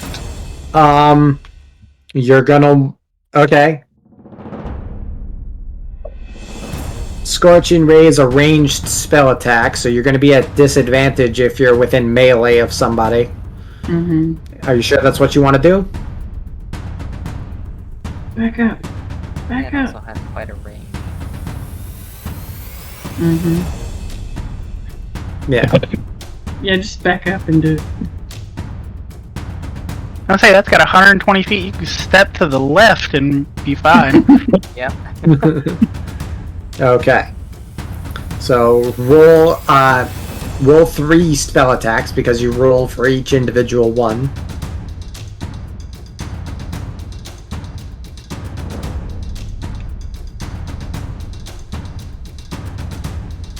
A 22 is absolutely gonna hit.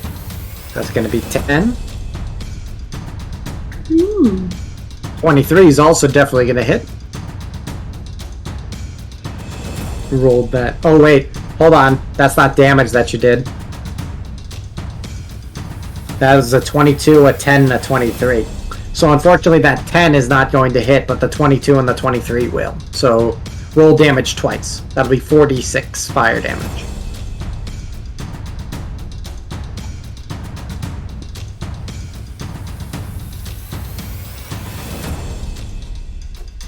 Alright, one more time.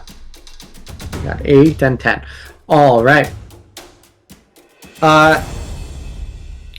So Mitch, unfortunately, I'm just gonna kind of take it from here, just so there's not a huge pause on things.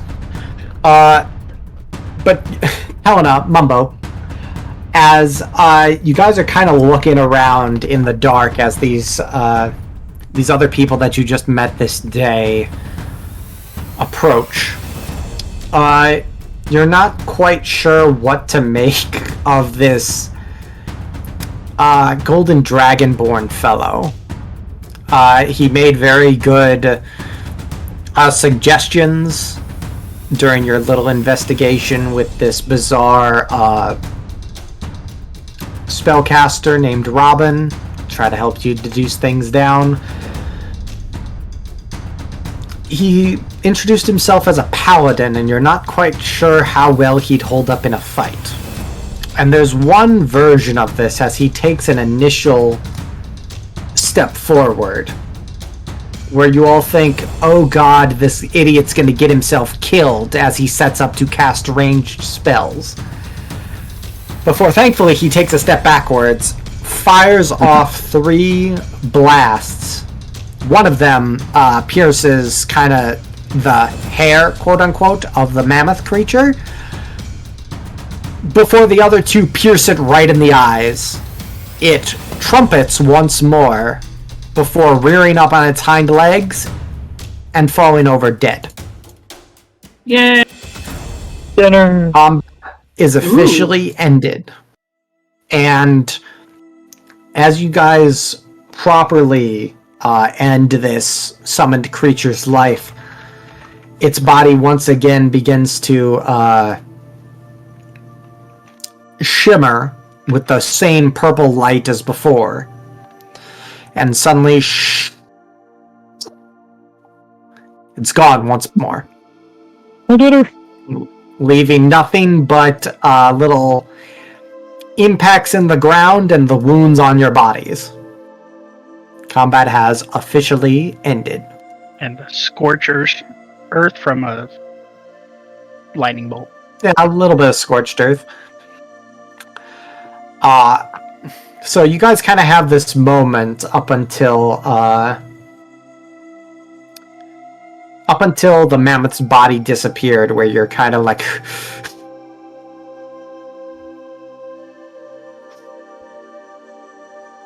And when the other shoe doesn't drop, you kind of let yourselves relax and tend to the injured, as Gwahir goes over to Helena and Elkad and casts Cure Wounds on them for 9 healing each. Is at this moment in the middle of the night where all of you turn over and hear, "What the hell just happened?" as Caitlin makes herself known, charging down from behind Elkad. She had charged down from here, sword out of the scabbard and at the ready, and many of the other members of the militia following behind here. "Somebody tell me what the hell is going on!"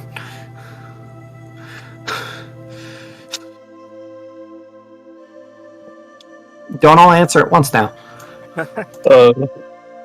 Elcott and Helena went here first. Look, I was just walking and writing in my journal, and all of a sudden this big purple squirrel came out of nowhere, and whatever that was showed up, so I have no idea. So, you're saying another...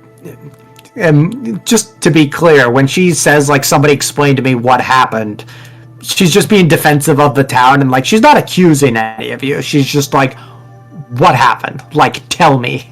So, when you say a giant squirrel showed up, she's like... I think she meant giant squirrel. Squirrel. A I think she meant squirrel. Well, I heard it's the squirrel middle of originally the night. too.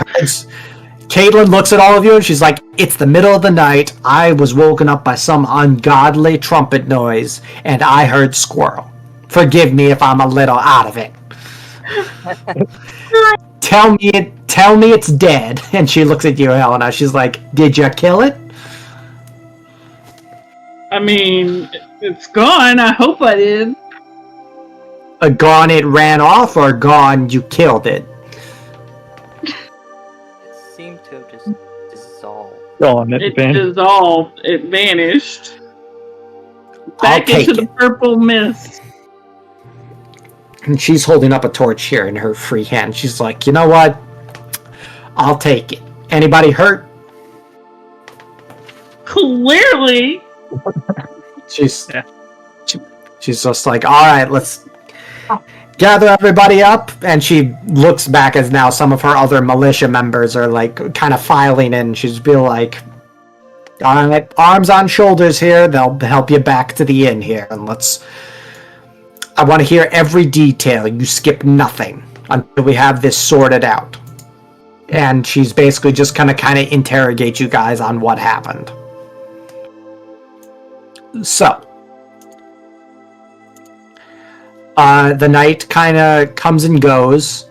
I'm going to assume, correct me if I'm wrong here, do any of you guys try to lie about what happened? Like, what do you tell her? Because Robin is still passed out. He can't speak for himself.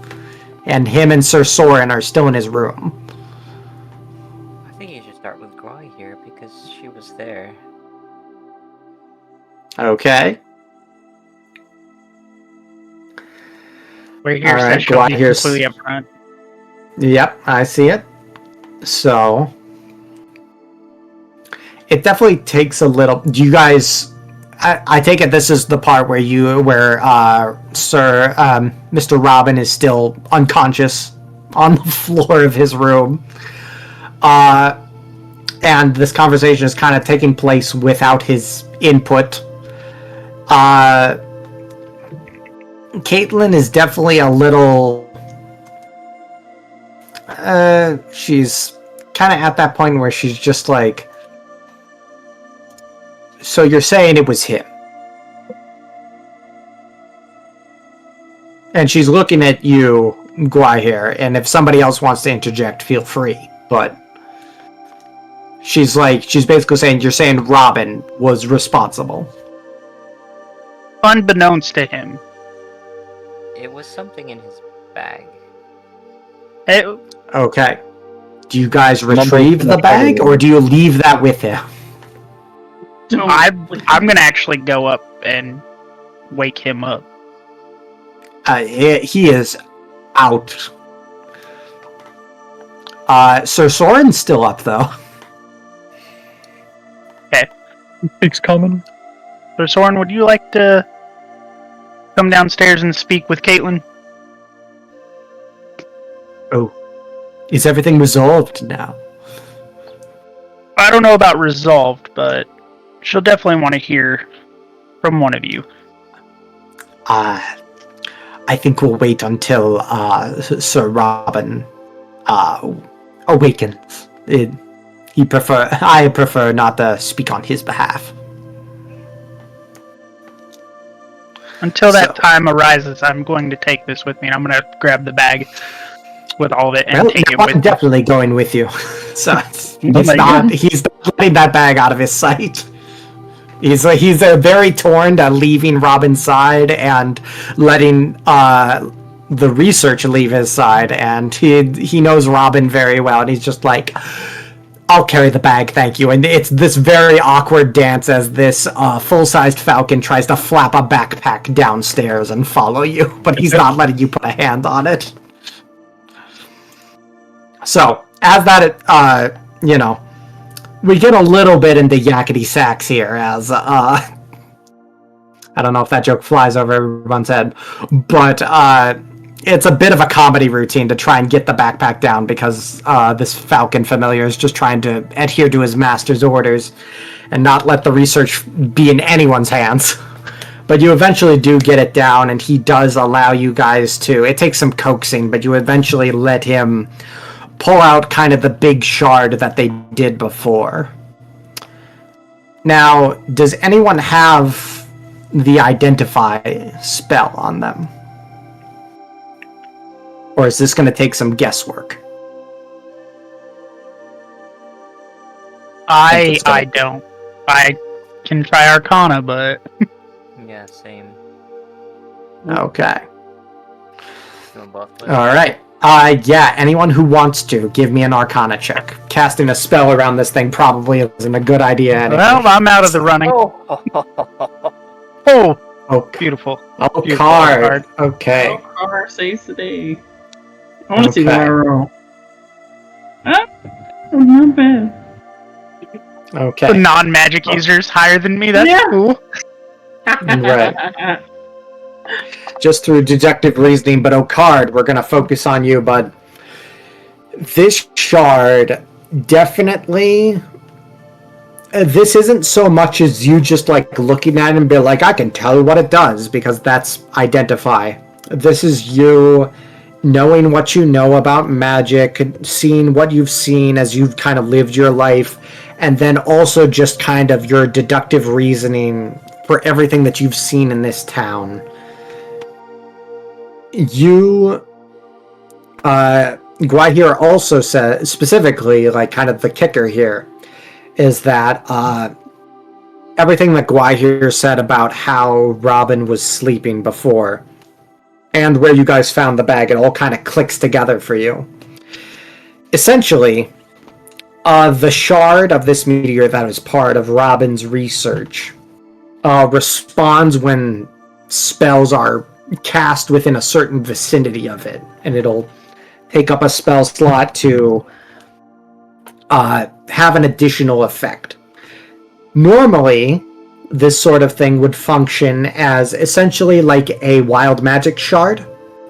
For those of you that don't know, it basically, like out of character here, it's like a wild magic sorcerer thing, where just random effects, some good, some bad, some just wacky and neutral, can happen.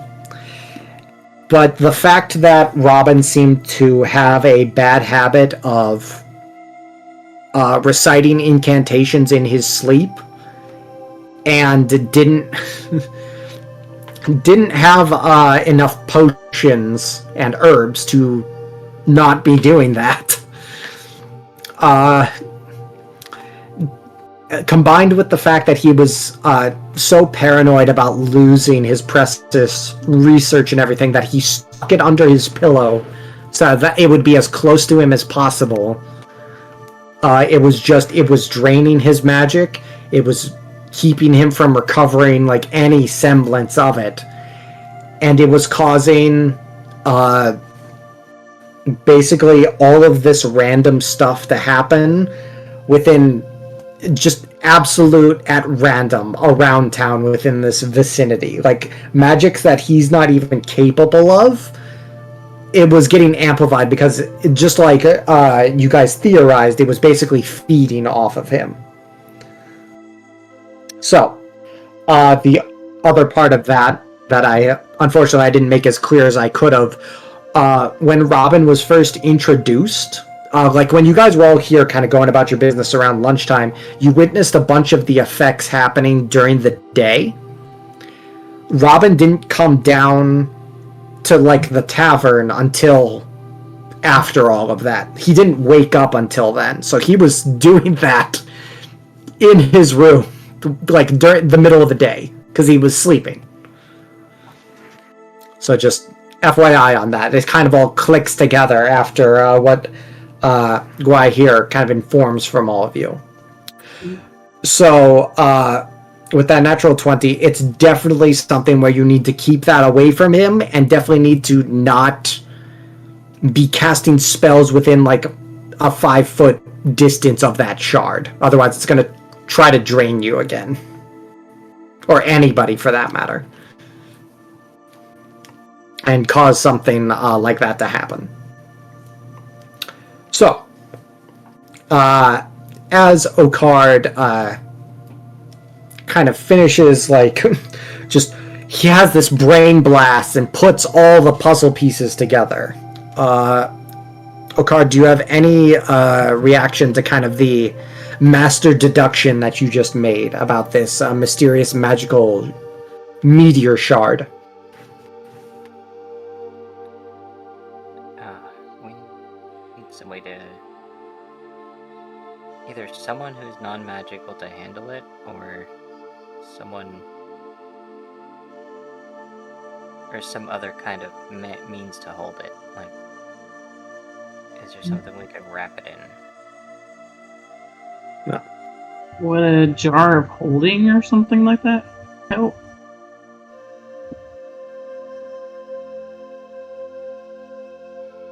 How would we get one of those? Are you talking about like a bag of holding?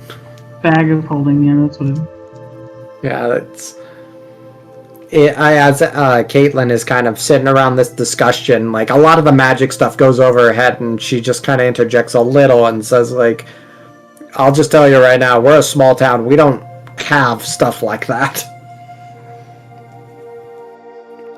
So,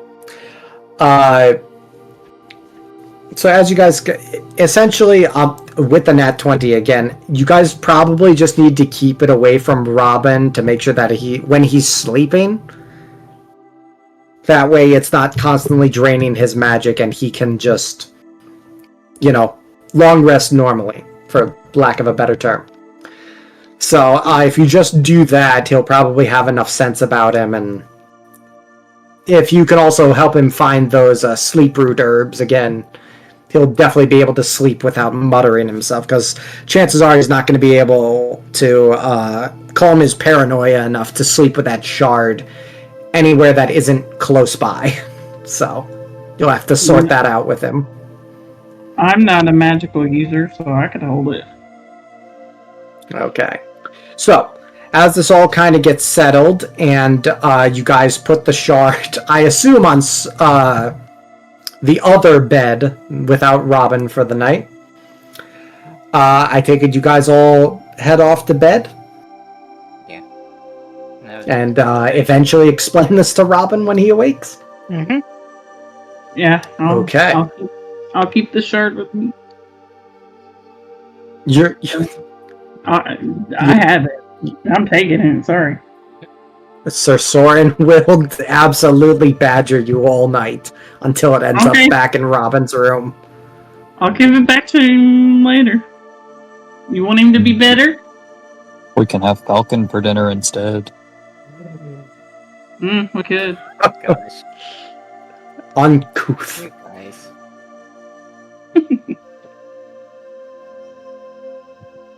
Yeah, no, you guys can take the long rest. It's perfectly fine. But, so, the one thing that I will say before you guys, you can apply the long rest to yourselves, but I will, there's one final thing that we'll kind of need to do tonight, because we're past the time that I was saying before, and I don't want to be running this any longer. There is one very important thing that we'll need to kind of come to a consensus on, and this is mostly up to you guys. The night does pass. Enough badgering from Sir Soren, you guys do convince him to have the shard on the other side of the windowless room, far away from Robin, and the night does pass without incident.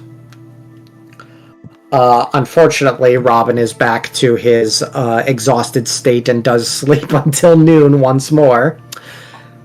But with Caitlin downstairs, no one has burst in to find her all day. So, could be happenstance. You could wait for coincidences and patterns to take hold, but for now, hey, it's a positive. And eventually, once Sir Robin awakens, and I take it based on patterns, I take it Guai here explains the situation to him.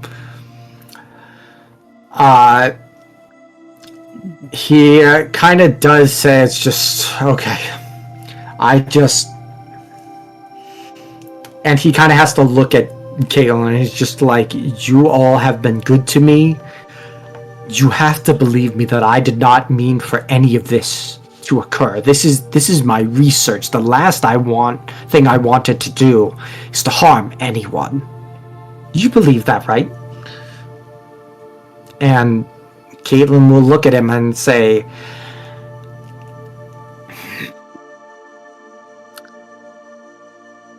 I think you had good intentions, Mr. Robin.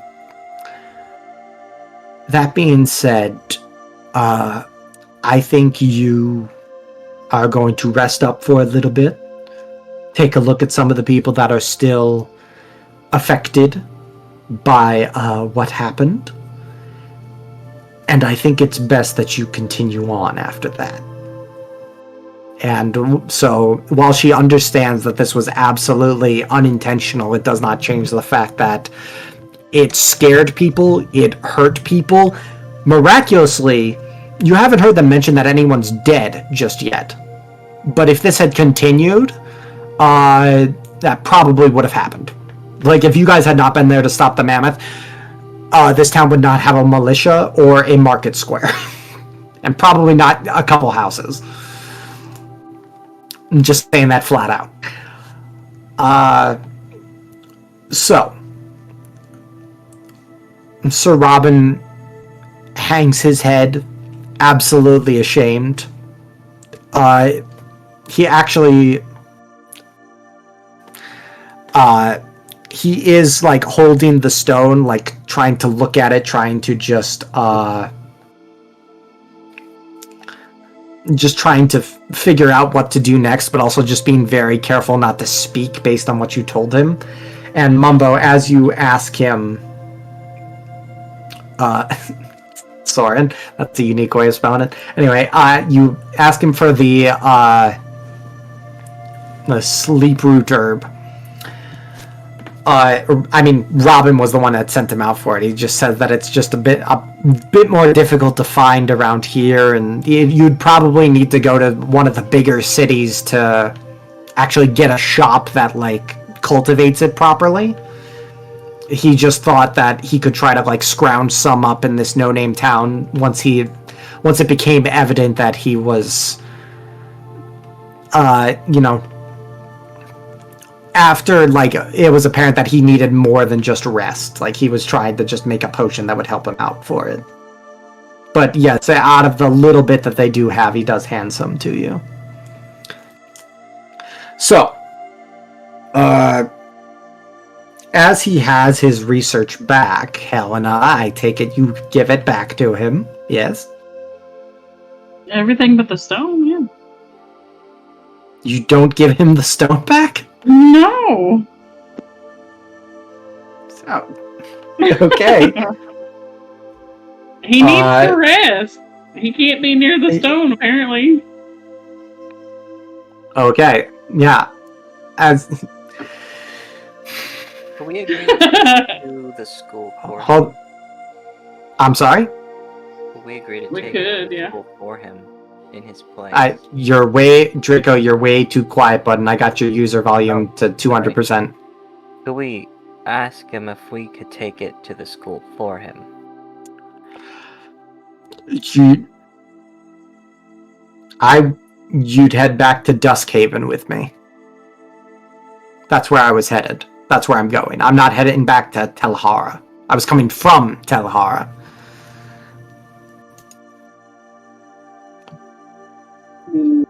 So that's where. So that's what he's asking you. It's like, if you guys want to... I'm sorry, go ahead. So that's where he was taking it to. Yeah, he was taking it home to, like, properly research. Like, this... It wasn't like he... I take it he, like, quote-unquote stole it, but, like, he was officially escorting it, like, back home on a proper carriage ride. He got ambushed by the bandits that he mentioned, and then to make sure that it didn't fall into their hands and just to guard his research, he stole it, basically. Like, he just kind of had to hide off in the woods because he was injured and all that. So technically he's a missing man at the moment. He's just not, like, a malicious criminal or anything. Oh. Then does he have a way to prevent that from happening again? Can he wrap that up in something that'll prevent... He just basically needs to not mumble in his sleep or have it near him when he's casting spells, which he can't even do right now because of the cycle of this thing draining him. So as... Oh, what's up? I was just gonna say, I would be willing to support it and keep the stone with me. He says, and he does concede the point that's like, I understand the danger. I don't even think that you would need to escort me all the way to Duskhaven. I think, and I will take you guys to the world map here so you can kind of see things. So, like I said, you guys are kind of in the middle of, like, the forest around here. And it's one of those spots where, like, Oakenspire, Yanrel, and Castlehorn they kind of like pass through a bunch of little towns like this. This isn't the only one. To kind of get to the other one, like Castlehorn going to Oakenspire, they would pass through this town here just to get there, passing through the forest. Right, it's all the way over there. That's why this whole town developed, because there was some people that didn't want to live in the cities. So you would have to go through Yanrel and then go up to Duskhaven here, and that's where Robin wants to go. If you guys think that it would be safer, you could go with him all the way to Duskhaven, but also he particularly thinks that it would be easier to get the herb that just like that's like NyQuil and just kind of knocks him out and keep him from he didn't do it because he knew that it would stop him from sleep talking. He just thinks it will. So he thinks that you guys would only, if you guys are so insistent on this, he thinks you would only need to take him to like Yanrel here. And that's like a big city. He's pretty sure that you would be able to... He'd be able to find like an herb shop or something like that, and... But didn't he take the herb that night? He didn't have any. He had like 2 blades of it, and there was nowhere near enough to even make a potion, so he didn't even try. Gotcha.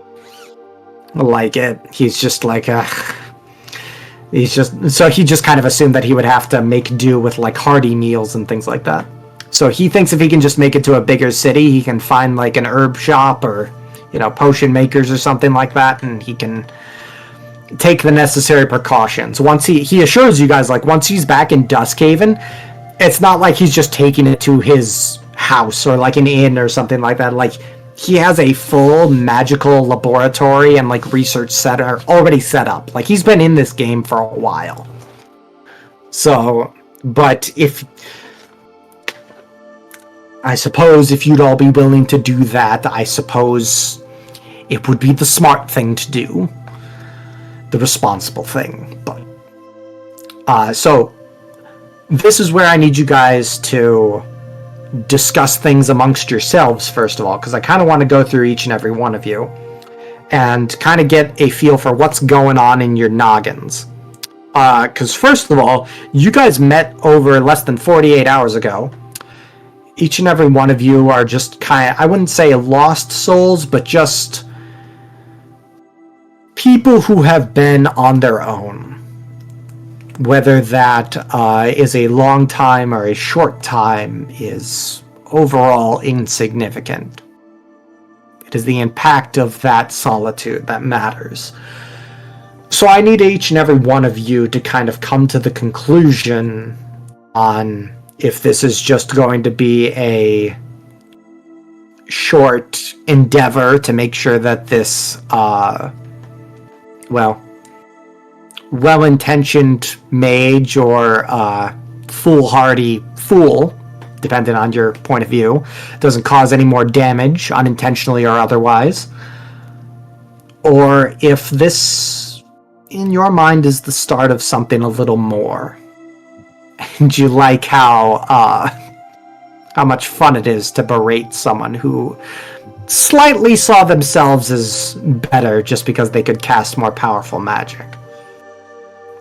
So, I'd like to get a little feel for what's going on in all your noggins, and then I'd like you guys to discuss amongst yourselves what you think would be the best course of action and where you want to go from here.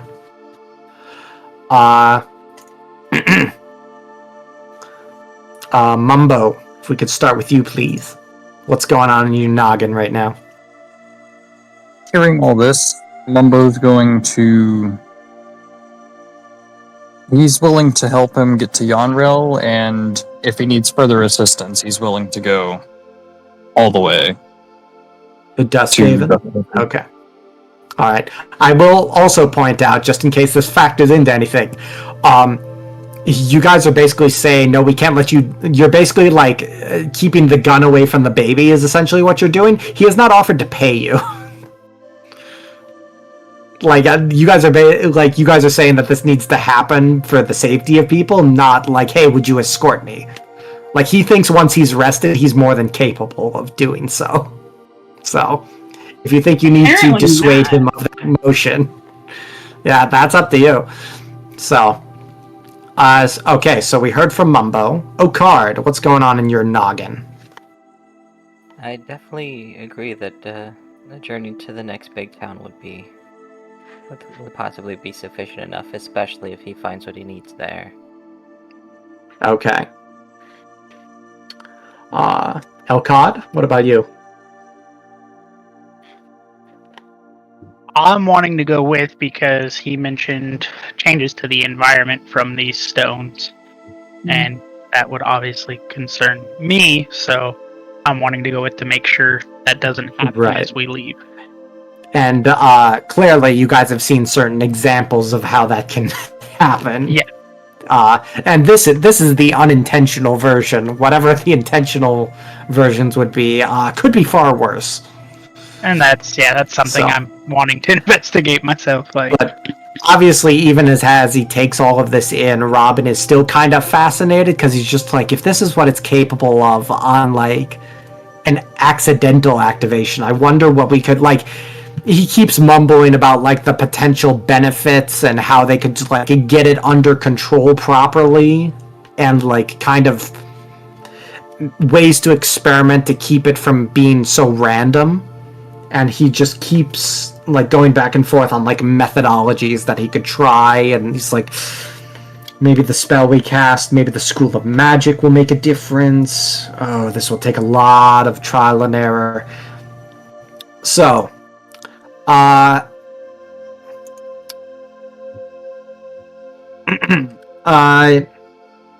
Mitch, what's going on in the Golden Dragonborn's head?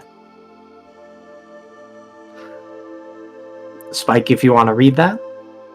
Boy here says, I think we all understand the risks of Robin being around this bit of rock, and I think Robin understands this well enough to take precautions too.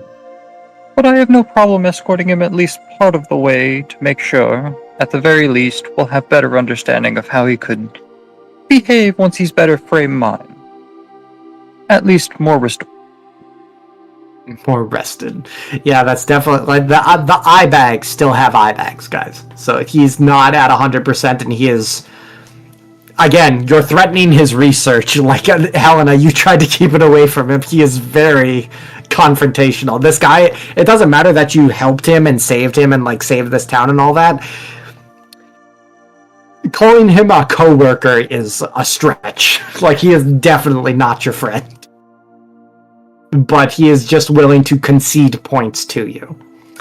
And with that finally being said, after Guai here says all that, everyone else turns to you. What's going on in Helena's head, and what comes out of her mouth?